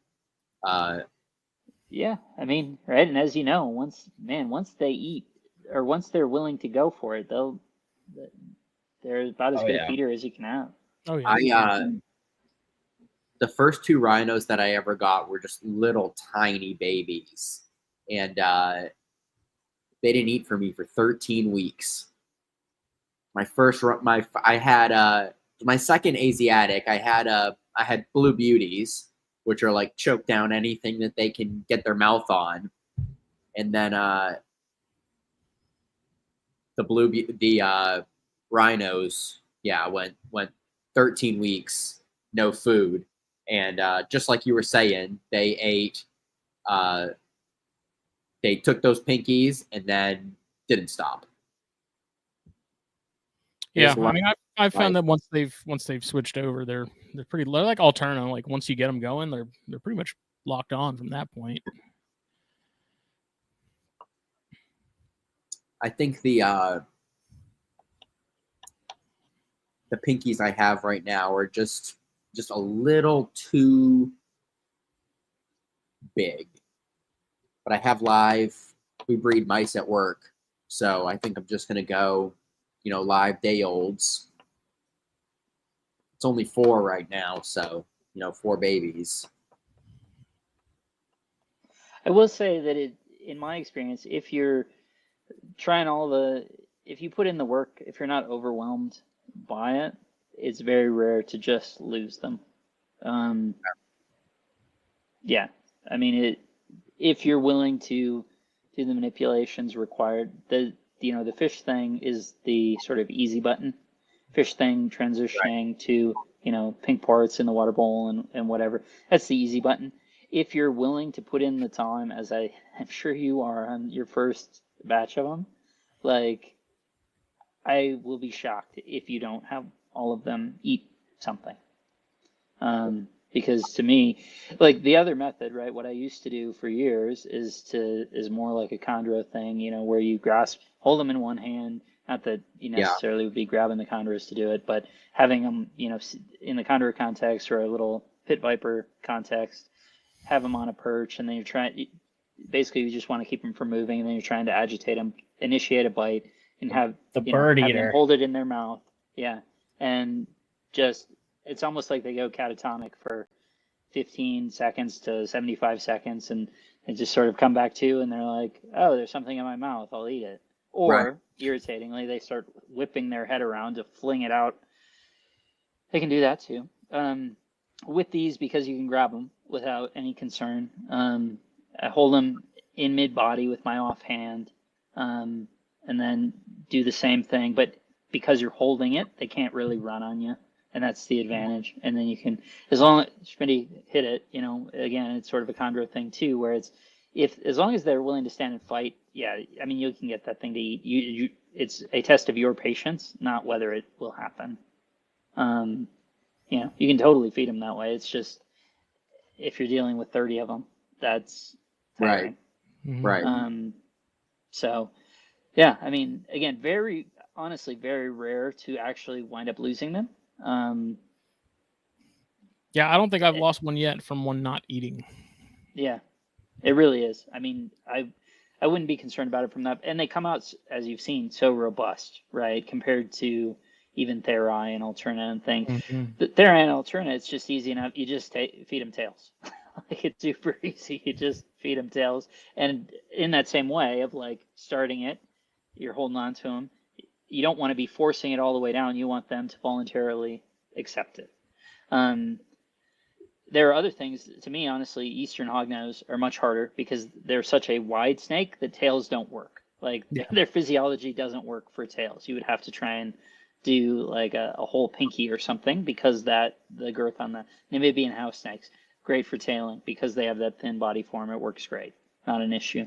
Rhinos, I would more go, for the most part, it's a little bit rare to have them be total runners.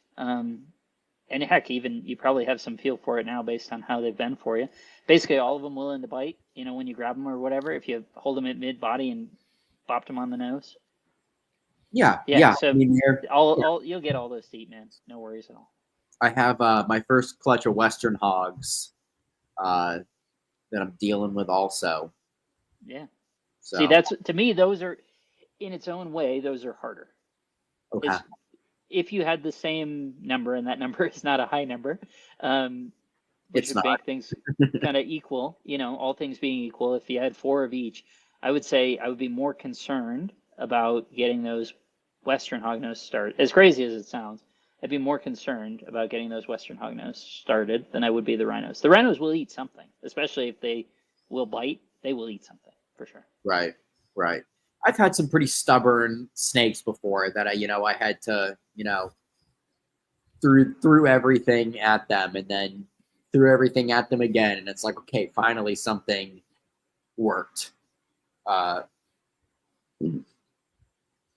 and if I had, honestly, the rhinos, it's probably a misnote. Maybe we're not doing justice for it, because the reason I switched away from sort of the tease feeding heads thing is just because in volume it gets taxing, and it's whatever. If you are working with a clutch, let alone your first clutch of them, and they're willing to bite, that's probably where I would start. okay, Honestly, rather than doing the fish thing, is I would just take frozen thawed pink heads and put them. Bill? I think it was Bill's whole thing, right, about putting it on a like a kebab skewer. It's kind of like a little wooden skewer or whatever. I would skewer the thing, hold them in one hand, and then just tapping them behind the head on either side with it. And if you are sufficiently patient, and so you wait for them to bite it, and then you just wait.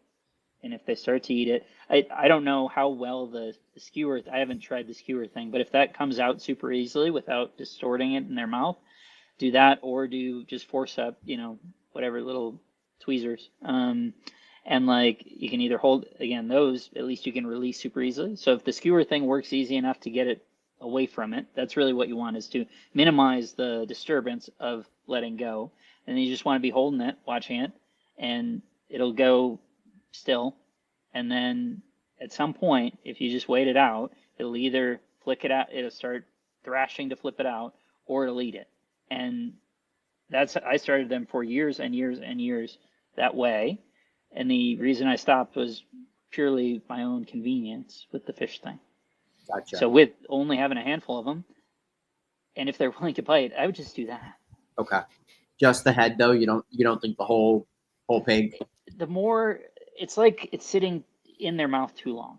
It's not even that they couldn't do it. It's that with the head, it goes like, if they take a proper can't really bite, spit that it head out is as in their quickly. mouth. It's Yeah. like completely Right. gone. And it's Okay. just easier for them to be like, oh, my path of least resistance is swallowing this. Right. Okay. I'm lazy and just do fish. So I have Understood. And it works, but the actual easiest thing is probably the heads for in your spot.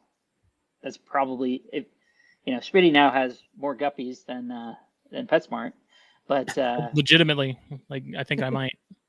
so that makes, and you produce those yourself, and you feel comfortable with those, and if you were in that spot, okay, that makes sense. compared to rosy reds, you know, being in your spot, I'd probably just tease feed them heads. Just, you know, you pull up your chair, be ready, you know, try and be as zen as you can going into Pretend it. you're a chondro breeder. Yeah, and just be like, okay, this is Exact just same going to take a bit. And it's really not the bad. As I say, I did that for years. And Make that's sure you have to pee before you start.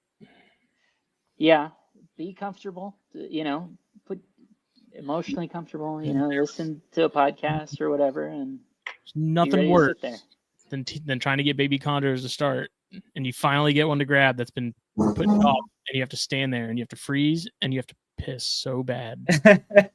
You're like deciding whether you should just change your shorts and let this chondro eat or start over. Absolutely. Yeah.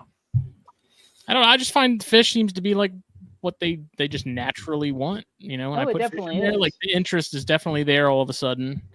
And I'll feed them 2, maybe 3 rosies at a time, depending on the size of the rosie. Now it's going to be guppies, but and then I don't know, Rob, has your experience been? Because I've found consistently with the last 2 clutches that about the 6-month mark, they switch over to pinkies and just start taking them without, like, almost like they've been eating them the entire time. Like, I tried floating pinkies with guppies. I tried just putting pinkies in water bowls. They just get ignored.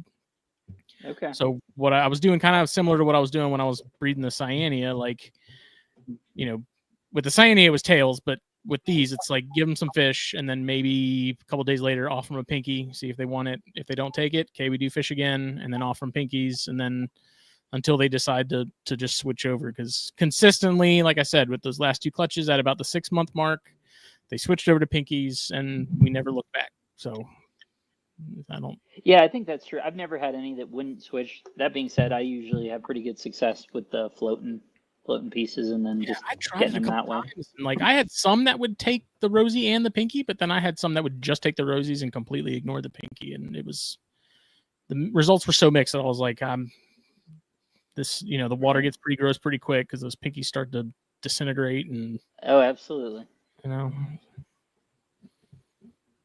So I just decided not to fight it and just do fish and, you know, move on with my life. It's also really cool to watch them catch fish because you don't think they're going to be that good at it, but those little suckers are lightning quick when it comes to grabbing little things, lasers. I love it. Yeah. Watching them chase them around and stuff. Oh yeah.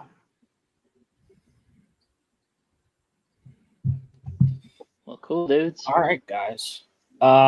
We are about 3 hours and 45 minutes deep. I think we've well covered rhinos on this episode. I mean, really there's still think stuff we could talk about, but I think we're good I'm sure for there tonight. I'm sure there is, but this I really hope to be a fantastic resource for anyone who's looking for a good comprehensive dive on rhinos.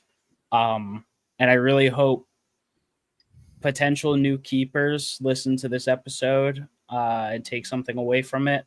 Even longtime keepers potentially of rhinos can take something away from this episode. It's But the best snake you've ever owned. yeah, I mean, there's that also.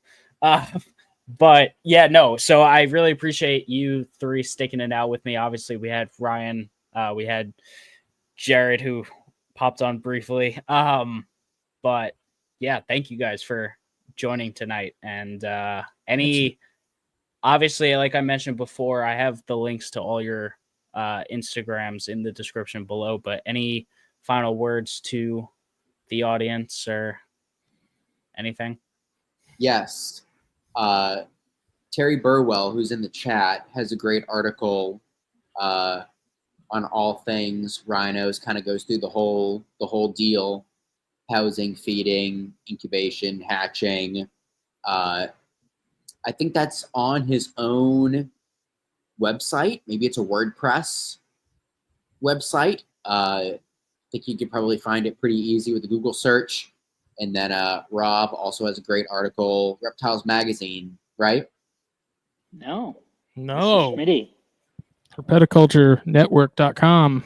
Is it? Formerly Herpetoculture Magazine, but Okay. I left it because just did it under as a podcast website now instead of the magazine. Yeah, and then Terry also has a great YouTube video of that tease feeding technique, holding the snake in one hand and offering a pink with the other. And then if you're looking to connect and have any further questions, join the U.S. Gunyasoma Alliance Facebook group and ask them in there. Pick up a T-shirt. It'd be cooler if you do. Yeah.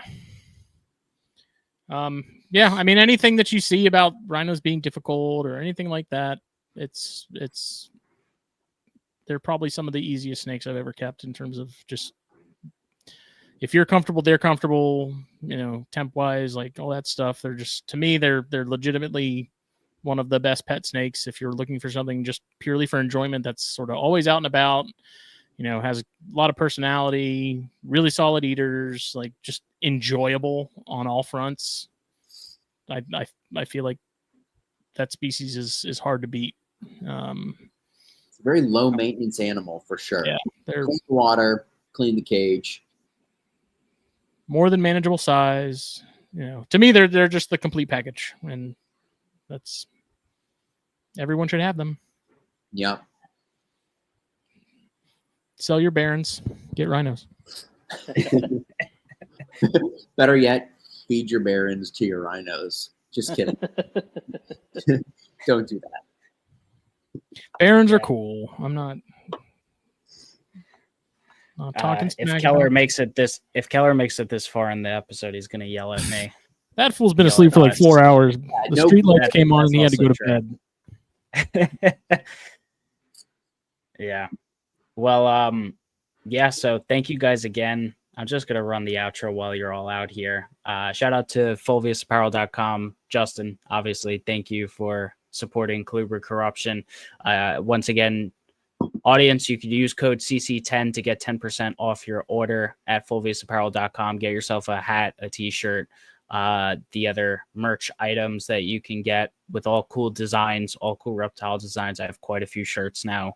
Adding some new stuff soon. I got some new stuff to Yes. add, so be on the lookout. Awesome. Yeah. As usual, like I said, social media links in the description. First link in the description also is the Meteoric Serpents Patreon. If you want to support this podcast more, get a little more behind the scenes from me, extra stuff like that. A cool Discord group chat. I forgot to mention that earlier. And really appreciate all the Patreon supporters. So, yeah, guys, that'll do it for the Rhino Rat Snake Roundtable. This was episode number 74 of the Colubrid Corruption podcast. I really hope you all enjoyed. Make sure to drop a comment, like, subscribe, all that good stuff, and I'll catch you on the next one. Peace.